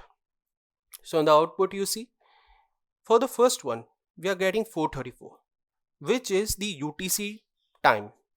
When I convert it to local date time, so it just removed the zone information from it, but time it kept in the same zone only. And the last one is my current zone. So this is the difference again. So it is very easily visible. So this is also done. Let's move on with the demo number 4. Now fourth demo is very interesting. Now we saw that how we can go for a different zone. We can just say zone ID and then UTC, and that way we can do here very easily zone ID dot of UTC. But what if I want to know all the different zones and I want to know their correct names? Then how to do that? So for this, first of all, we will make usage of this method get available zones, and we will try to fetch all the available zone IDs, and we will check how many zone IDs are there, what all zones are there, and let's return that. So for this, from where to start? So let me copy paste this zone ID just because we want all the zone IDs. So we'll just paste it out here and let's see if we get anything. So yeah, there is one, get available zone IDs. The output is a set of string. So that's the reason I made it as set of string earlier also. So I'll call it as set of strings here, and here I will say something like zones, and in the return also I will call it as zones only, something like this. And in the output I will say here sysout, and let me just print here that there are, and now we can print how many number of zones are there. So there are zones dot, let's say, size. So we can make usage of this, and let's say zones. So this will tell us how many zones are there. So let's execute the demo 4, but yeah, we need to call this method also. So let's print it out here, and let's say something like this and say get available zones. And on executing this, we will be getting our output here. So it will say there are 602 zones in total. So many zones are available. Now let's print the time zone for all of them. So for this, what we can do, so let's try to take help of the streams also here. So we will first convert it to a stream, something like this. We can see streams here, and then let's see for each stream we want to print. It is just a set, so if you wish you can do that too, but I'm doing stream for a particular reason that you will come to know very soon. So for this I've got a zone, and let's say this is a zone information, and as of now I'm assuming that multiple lines can be there, hence I'm going for this. Later on, if I feel that there is no multiple lines, I'll remove the extra braces part. And now I want the current date and time. So let me copy this statement from here. I don't wish to write this again and again. Let me copy both of them and let me paste it out here, and this zone value I'll replace it with the UTC, something like this. So this way it will work. So current zoned date and time, and it will print. Yeah. So this is simple. You may say that you can directly make usage of for each. So yeah, that also can be done. I'm using stream for a reason. I'll show you soon, but just trust me a bit. Execute, and you see we got the output. So now just with a single click we got the timings of all the different zones, Asia, America, then some of them don't have the name as such, only GMT is mentioned, Africa, America, Asia, and all, and different timings are different. You see 5:38, 22:38, some of them are yesterday's date, some of them are today's date, and all these are there. But the problem here is that they are not sorted. Since it's a set, so it can come out in any different kind of output, and I want to sort them. So hence what I will do is, since I'm making usage of stream, I can directly make usage of the sorted method. It's just a string, so it will sort them in the natural order of alphabets, and that's the reason I went for the stream earlier itself, not the for each directly on this. So now if I execute, so you see I'm getting the last one is Zulu, and the very first one is Africa, Abidjan. Yeah, that's the correct pronunciation if I'm right. So all these are there, and you are getting that we are getting different times, and all this information is there, and something like this. So this way you can simply get what all various zones are there and which one you should use. Now you will say that generally we are not going to print all the zones. So let's say I just want to print the name of any one of them. So let's say I just want to print the name of this America and Havana. So what I'll do is I will iterate over this, and I will just put up a filter. So the point of that filter is that if my name is correct, so I will be able to print the zone. Otherwise I will get that something has went wrong.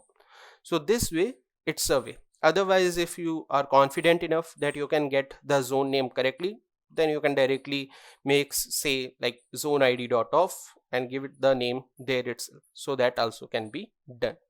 But yeah, this is one of another cool things which we can do out here. And you see the benefit of stream. Hope you have watched the videos of streams, and there you know that how I'm able to do all these things so easily. The sorting, I mean, you didn't even did anything big, you just said sorted and it got sorted for you. Let's move on with the demo 5 for this.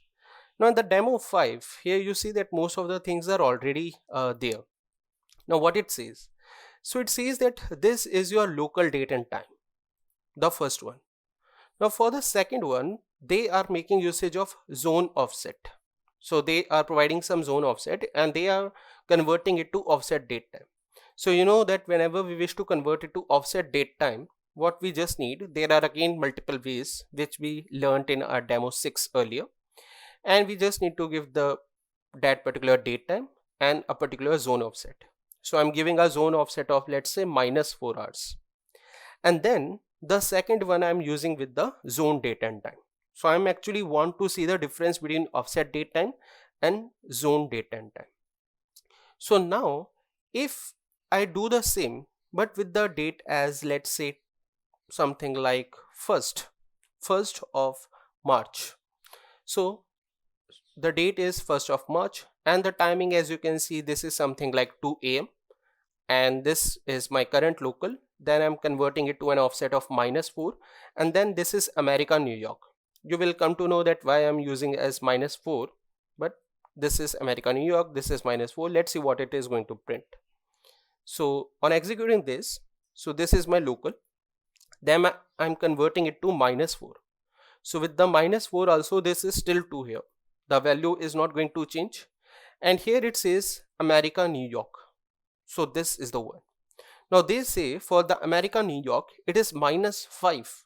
So, okay, I was wrong. It should be -5. So let me write here -5 here. And let's execute the same. So this is the one. So somehow you came to know that for America, New York, it is -5. You just wrote it out here as -5 and you got your value is something like this. So everything looks fine, and you will see that, okay, this and this information is same. Both of them are with the same offset. The only difference is here you are just getting the zone name explicitly. That's the only difference. Now let's change the date to 12th of March. So if there is any viewer who is from US, from this particular zone, America, New York, then they will get an idea that why I'm going for this particular date only. So what happens is that in America, or let me first execute this and then tell you the story. So now when executing this, you see that things have changed. Now this is America, New York still, but it is -4, not -5. And now it has become 3, not 2. And this is something strange, because generally we saw that whenever we make usage of off and we set a particular date, the value doesn't change as such. But here the value is changing. Why is it so? The reason is that in many regions of the world, they follow something like daylight savings at a particular point of time. And here we are taking example of America, New York. There this daylight saving happens in 12th of March at 2 a.m. So what happens that whenever the clock comes to 2 a.m., the clock is moved 1 hour ahead. So directly they are skipping 1 hour and they consider as 3 a.m. So all the clocks are going to be changed here, if I'm not wrong. So if anyone is watching from that particular zone, they can correct me out here. I can be wrong, but this is how they are going to make the changes. Now because of these changings, whenever you are working with the zone offset or just the offset date time, this is not going to take care of all such changes, because here you have hard coded that how much hours should be offset, how much minutes should be offset, so that you are hard coding. So it is not going to take care of all those daylight savings. But when you are working with the zone offset date time, then it will take care of all those daylight savings also. And hence this is one of the major difference besides printing the name of the zone. So this is one of the important thing, and then accordingly you can decide which one is more suitable to your application.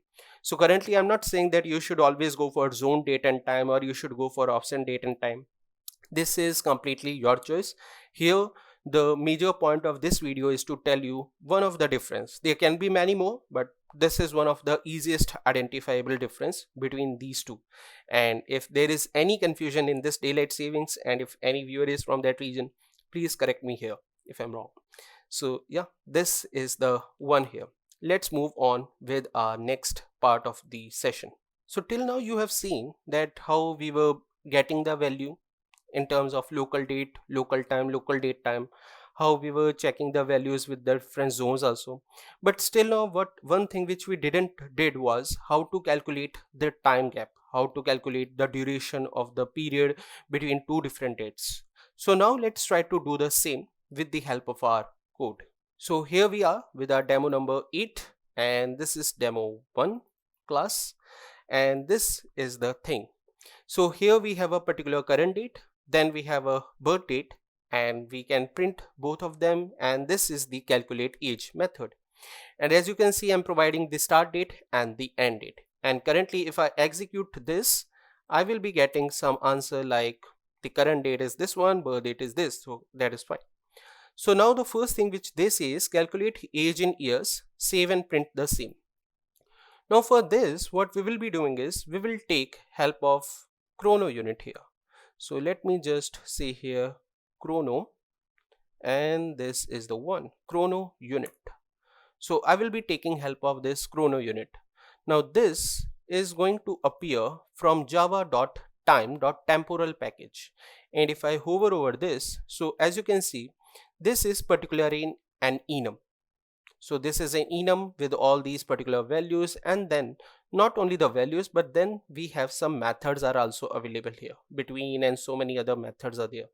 So let's see how with the help of this ChronoUnit we can calculate the difference.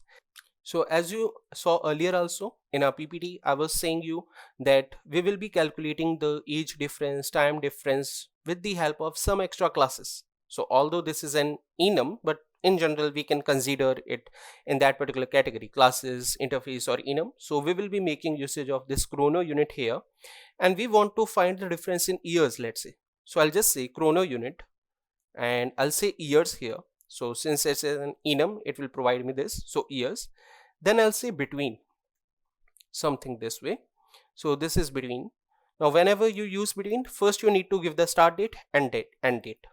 And this is the benefit of giving the correct names. So if you will just give some random name like A and B, then it will also get confused. But if you say start and end, this is also easier to understand.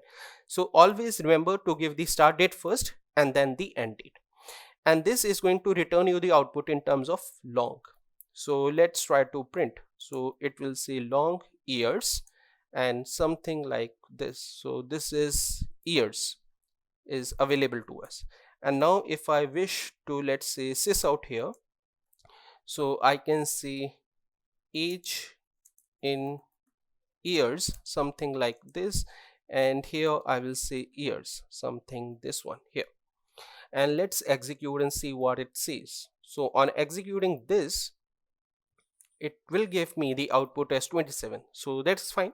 It's easy. I don't need to convert it to milliseconds, then divide and do something else. So it gave me the output.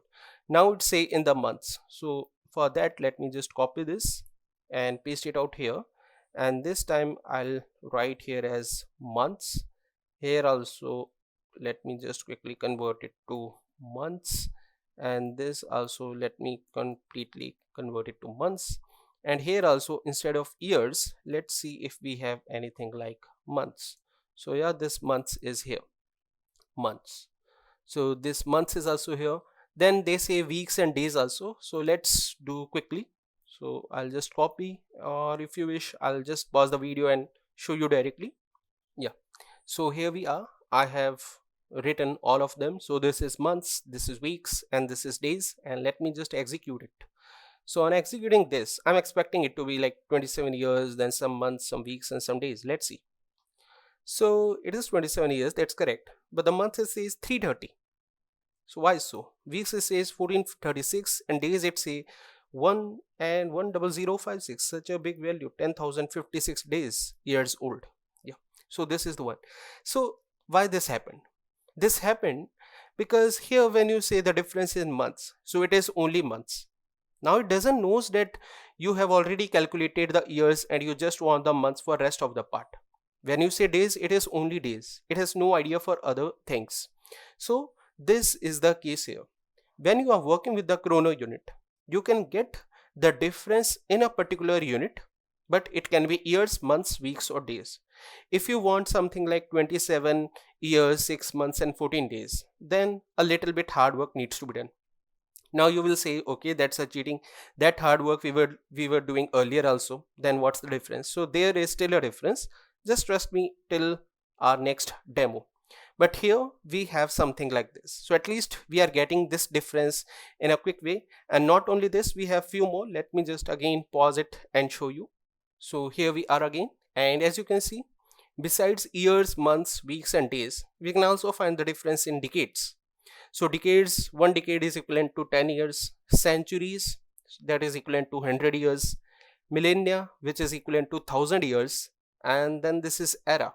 So you can see the number. I'm not going to count all these zeros.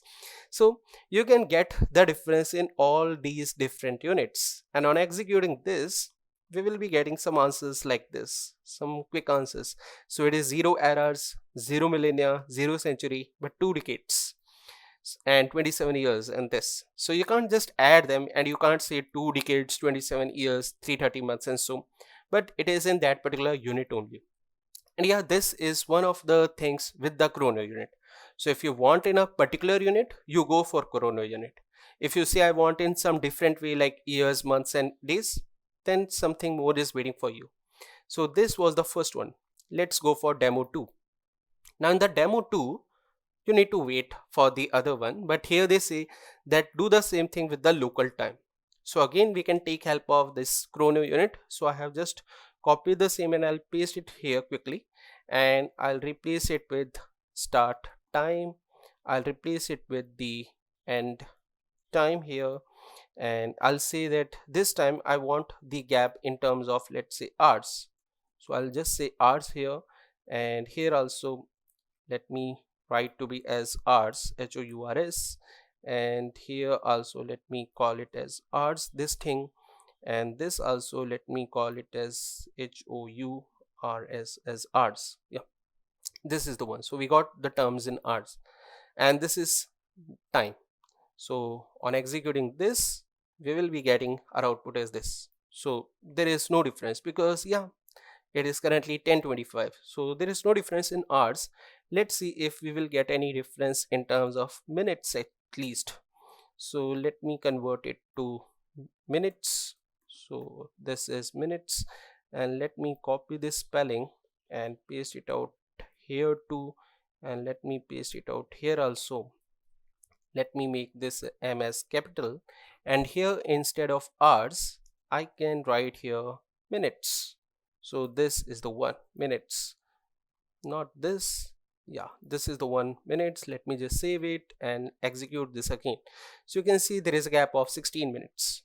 So this start time is there, this is 10:10, and this is end time, and then there is a small gap of 16 minutes. Let me again pause it and show you few more options. So these are all the different options which we will be having here. You can get the difference whenever you are working with the local time. It can be hours, minutes, seconds, milliseconds, microseconds, nanoseconds, or even the half days. So this half days will appear only with the local time, not with the local date. And half days you can consider it to be like 12 hours or something. So let's see that on executing what we get.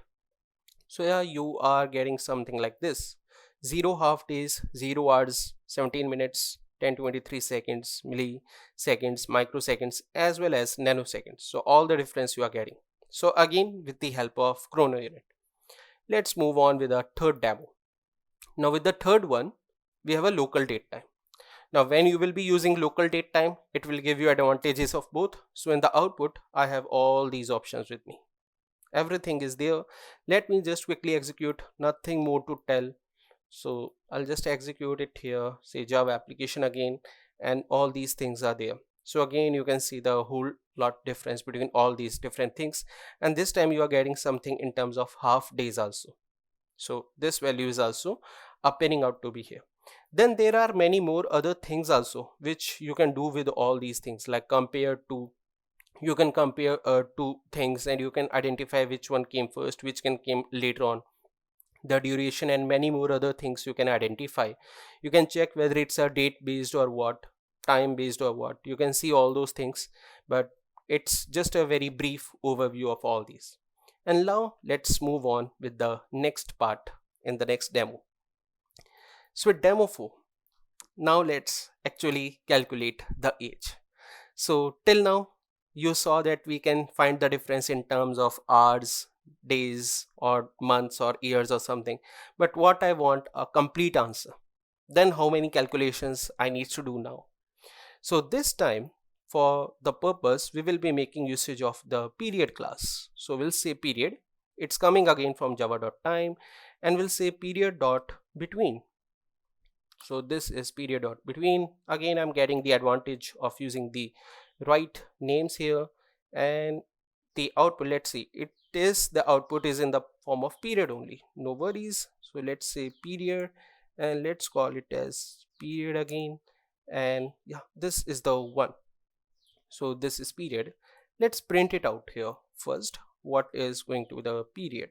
So we will say period, something like this, and let me give a space and say here period.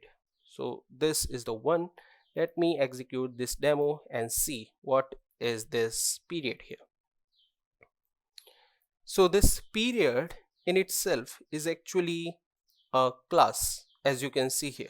So this is basically a class which is having so many things. As of now, we not go in that detail, but we'll just identify this output. So this age is null because we are not returning anything, but that you can leave as of now. So this period, you can see the output is like this.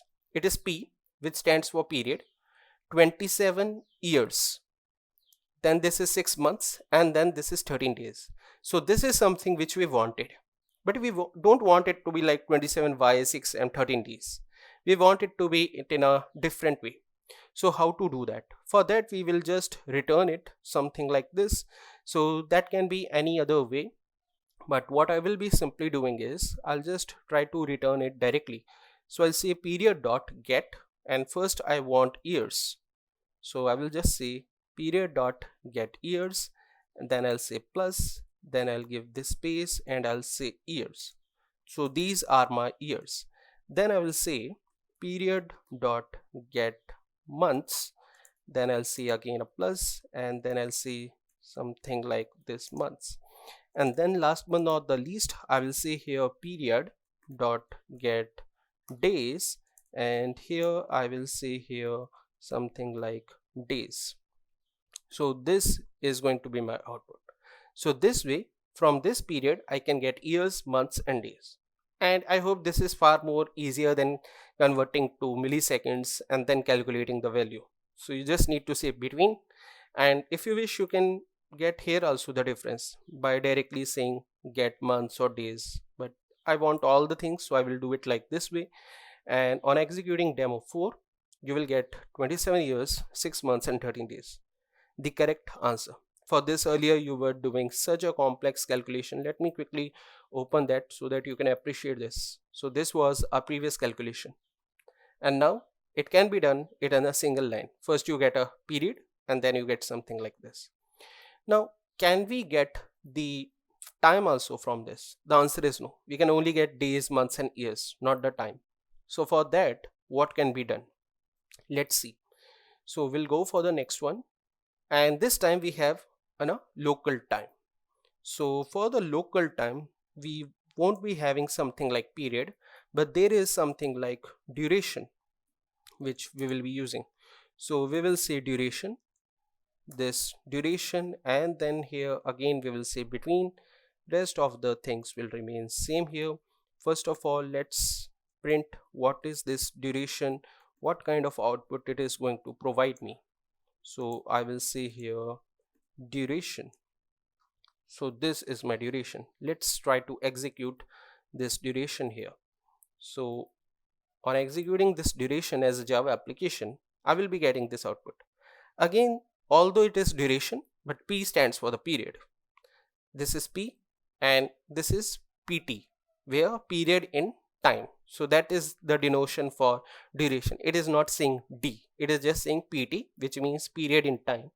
So it is saying something like 2 hours, because here I am using this time 899. So it is saying 2 hours 23 minutes and then these many seconds. Let me just format it a bit. So here with me I'm having a formatted way. So I'm just saying 2 hours part, 2 minutes part, 2 seconds part. You need to go for these methods in order to get the particular output. And now if you execute, you will be getting it is 2 hours 24 minutes and 58 seconds. So this is the gap in terms of duration. So generally we will be using period when we want to find the difference between two dates, duration when we want to go for local time, and we can go for ChronoUnit for both date and time, but it won't give you the output in this format. So there will be some separate scenarios where sometimes you will feel ChronoUnit is helpful, sometimes you feel no, this period or duration is helpful, and accordingly you can decide which one to use. But the important part is that there is not a complex calculation whether you go for ChronoUnit, period or duration, and all the things are easy. Let's move on with the next demo. So now we are heading towards our last demo and our last part of this video, and here we will see that how we can format the date and time for our eyes basically in order to show it to the user. In the system it will be stored in that way only. So here we have a very small table with us. These are the various formatting and parsing symbols, so which we need to remember for this. So we need to remember that if we want years, we will be using small y, which is year, capital M for month, small d for day of the month, like for 1 to 30 or 31, something like this. Capital H is used when you want the time in hours from 0 to 23, and capital H gives you the 24-hour format. Small h will give you the time in 12-hour format. That's the difference.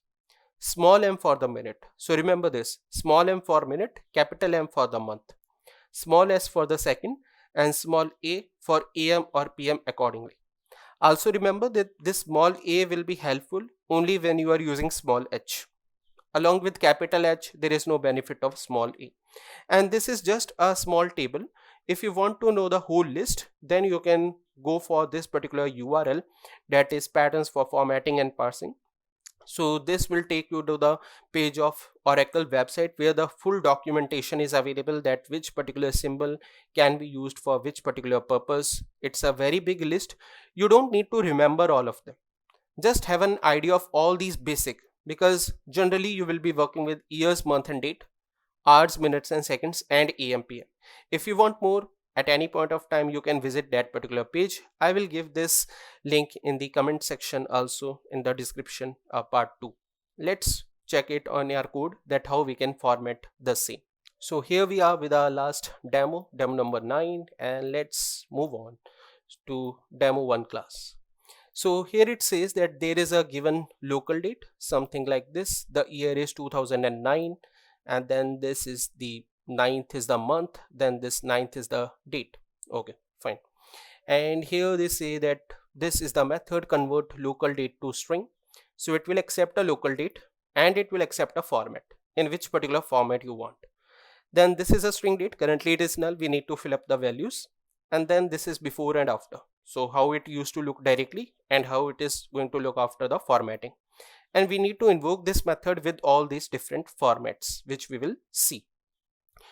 Before invoking all these different things, we need to fill up this value, otherwise we will keep on getting null with which whatever we are going to invoke. So now let's try to fill up this space. So we will see local date dot format. Yeah, this format was directly there and I remember, so I just print, and let me say here format. Let's see will this work or not. The answer is it's not working, and the issue is it says I need something like a DateTime formatter. I don't know what is this DateTime formatter, but I'll just type to write it directly, something like this, DateTime formatter. Let's call it as a formatter, something like this, and initially let's give it a null because we don't know how to initialize this. And This is again coming from java.time.format package, and if I hover over to this is the particular class. So there is a very big class, and then there is a method of pattern which takes the format pattern and do the things. So we'll make usage of this particular one. So I'll just copy this out, I'll paste here, and I'll say of pattern, something like this, and format.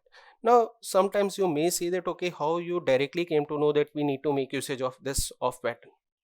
So the answer is that sometimes you just need to learn a bit first, that how the things are going to be, and then you can utilize this. So always it is not easier to understand that whether it will be of pattern or new or what. So you just need to first study first, and there are some things which you need to remember as it is. So there can't be any question like, why can't I go for new of DateTime formatter? Because it's not there. Why should I go for off pattern only? Because it's there, and this is one of the ways of utilizing it, and these are some of the things which we need to remember. So these are some of the things. Rest of the things will obviously come by hand, by practice.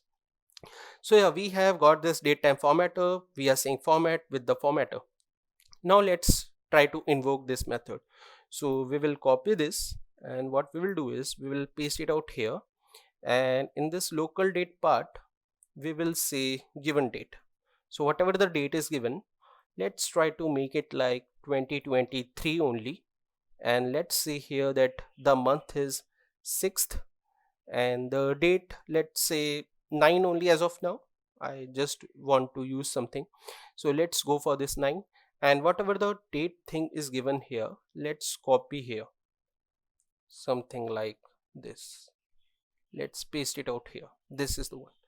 Now how I came to know that this is DDMMYY in that?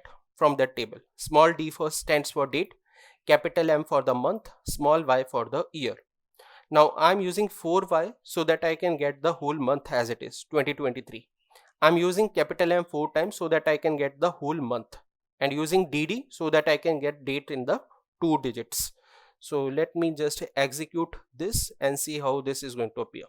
It is your choice whether you want to separate it with a slash or a hyphen or what. So I'm just using slash. So when I do this, I'm getting 09 June 2023. So this is the way you will be getting the output. Let's have a quick look for the next one. So in the next one, they say use y only 2 times. Let's see what is the difference. So on executing this, okay, we need to execute the first one, not, I was just about to make a mistake. So it says only 23. So if you will use 4y, it will use the complete year. If you will just say 2y, it will just use the last 2 digits. Now let's quickly go for few more others. So here we have m 3 times, and then in the next one we have m 2 times, and in this next one we have this m only 1 time, but every time m is capital. Let's see what is going to be the output now. So on executing this, we see that when we say m 3 times, so it is not giving you the complete month, it is only saying JUN June. Yeah, and also don't assume that since I'm using 4m, so what about December and all? So that we can, let's try out that too.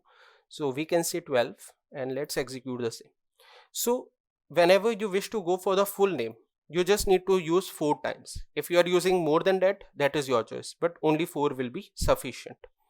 If you want only 3 letters, so you just need to go for 3. If you use only twice, you will get it in the month. And if you will just use single m, then also it is giving the same output here. So what's the difference? The difference comes up when you will write something like this, June. So here you will see when you will use 2, it will say 06. When you will use single, it will just say 6. So that's the difference. Now let's see this last one where they say that D should be a single time. So this is there, and see the output. So now it is only saying 9 if you are just using D. If it is already a 2 digit like 10, 12 or something, then it will always be 10, 12 or something, whether you use single or 2 Ds. Yeah. Then there is something like E also. Let's see what is this E here basically. So we'll say this E 4 times, and I'll just copy this so that I can reuse it for the next one also. And here I will give this E only 3 times. So this is the one, and let's execute. What is this E? So this E gives you the day of the week, Friday. If you will use 4 times, Friday. If you will use only 3 times, it will just give you Friday. So this way it is used. Again, E was not there in my table. For that you can go for that actual big Oracle link. So this is the way to format. It's not mandatory you go for slash always. You can go for hyphen. You can print month first. It is your choice in whatever pattern you give. But the thing is, if you want date, give D. You can't say ABCD or anything else. If you want month, give capital M. You can't say small m. Small m is for the minutes. And if you will still try to go for a small m here like this, let's see what it will do. Will it give the answer? The answer is it is too many. It won't even understand what is this. So that's the wrong part here. So we should not do that. We need to remember some of the things. Always it can't be a choice. So these are the things. Now let's move on with the next demo here. So with the demo 2, this time it is the reverse. They have given a date in the string format and we want it in the local date format. So let's try to do the same. So what we will do is, for this one, we will say local date dot parse. So when we convert it from a date to a string, we say it's a formatting. But when we convert it from a string to a local date, then we say this is known as parsing. So we will be using this parsing, and we will be using it something like this. So this is the one as parsing here. Now let's fill up these values. So for the filling up, first we need to know what is there. So first they say there is a cache sequence, then there is a DateTime formatter. So let's see. So DateTime formatter, I'll just quickly copy from the first one itself and paste it out here, something like this. And first it's a string date. So I'll just type here a string date and let me make D as capital. And the second one needs to be a formatter here. So this is a particular formatter for me. So yeah, this is the one, DateTime formatter. I have created a format here, and then I'm saying local date.parse. First I'm giving the string date, the format in string, and then I'm providing the particular format so that it can be parsed out. Now let's try to do the invoking part of this. So we'll just put it here, and here first of all we will give the format. So format is this one. So that's a string here, and here we need to give the date. Now date can be anything, but it should be in this particular format only. So let's see 10, and month we need 4 capital things. So we will just see June here, then we'll say slash, and then we'll say 2023. So this is the way. And now if we execute, let's see what will happen. So yeah, this is going to work fine. 10 June 2023 has been converted to something like this. Now this is your local date, and it will always get saved like this. So this is the one. Now let's use the same and change it for others. So for the second time, the Y should be coming only 2 times. But let's say I give 4 times. Will this work? Let's see. So yeah, this, okay, I executed the previous one by mistake. So this one is not going to work, because whatever the format you are giving, the same format you need to give the date also. So if you are giving 4 numbers in this year, here also you should have 4Y. So this is all these things you should take care, and you can give 23 here. Now if you execute this demo 2 again, this will again work fine. What if by mistake you thought let's give the first 2 digits, then what will happen? Will it give error or what? Just try to think. I'll just execute it parallelly. So it will consider it as 2020 because 20 was the year. Now let's move on with the next part of this, and let me again copy this first so that we can keep on making the changes there. So this time they say it is 4Y, that is fine, but here it is only 3M, and now we remember that format should be correct. The next one, they say that it is 4y, but m should be 2 here. For the 2m's we should give it as 06, and for the last one, when there is only a single m, we should give it as only 6. And for this last, the change is there in the date, but we have this date only. Let's see what will happen now. Will this work or not? Again, let's have a look. So on executing this, you see now this is working fine, because now it understood that okay, that still you gave it as d, but it is 10, so it will be considered 10 here. So this is going to work perfectly fine, but otherwise it will not work, and this output will always remain same. So there is no change in the output, because output is just a local date. But this is the way this one should work. Now let's move on with the next demo and do the same with the time part. So I'll copy the things from this demo here. Most of the things should be same for me, no need of changes. And let's see how many things we can reuse. So I'll call it as start time. Here it is not a date, here it's a time. Rest of the things you can see still it is a DateTime formatter, and everything I can reuse it here. And this format also, I'll just copy this, I'll paste it out here, and this one, let me give it as a given time. So I'll just say given time here, and this is my particular format in HHMMSS. Remember that with the date you give the date format, with the time you give the time format. It should not be the other way around. On executing this, we will be having our output looking something like this, 999. So this is fine, this is 999, so this is looking fine. Let me quickly copy and make for all others. So here we are, and you have seen that I have filled up all these species. Sometimes I'm using small a also. Let's see what I will be getting in the output.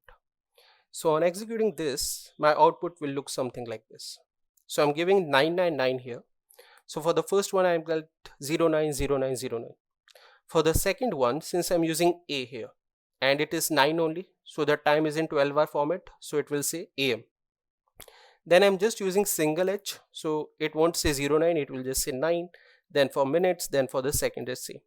Then it is small h, so it will use again this particular thing.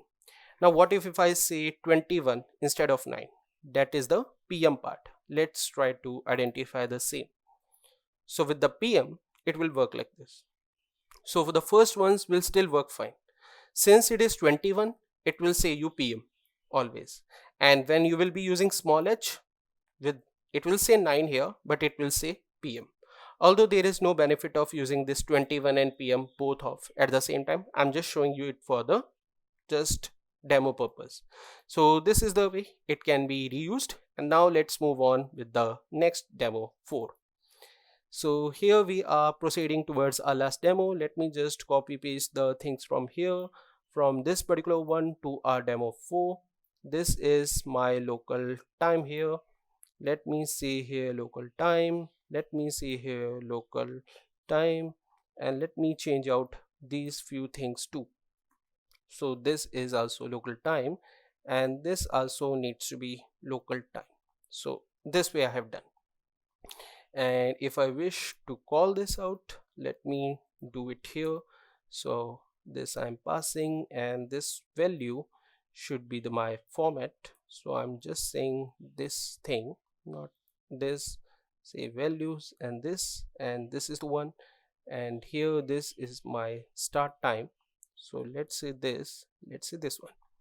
Here in the hours, let's call it as 10. Here let's call it as 10, and let's call it as 10, or better terms, let's make it to be, yeah, let's call it as 10 only as of now, and let's paste it for the others too. So I have filled all these things, and now let's just execute. I have changed the time also, so let's see how this is going to appear for us now. And on executing, we will be getting this output. Now for the first one, I'm using 21, and this is capital H, so this is fine. Then I'm using 21, I'm using this a symbol also, and I'm using PM, so this is again working fine. And for the others, when I'm using this capital H, but let's say 09, so it will be considered as 09 only, something like this. It is going to work for me.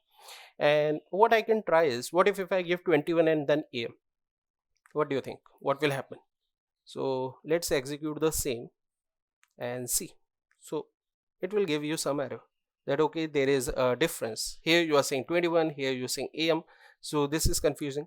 So never ever try this. This is only for the demo purpose. Always give the correct values. If you want to work in the AM or 24-hour format, don't give AM PM. If you want to work in 12-hour format, give the AM PM correctly and stay in those particular times from 1 to 12 only for the 12-hour format. So this is what we learned with the various things, and I hope you enjoyed the demo. If yes, please do like the video, share it with your friends, and subscribe the channel for more such videos. Thanks everyone.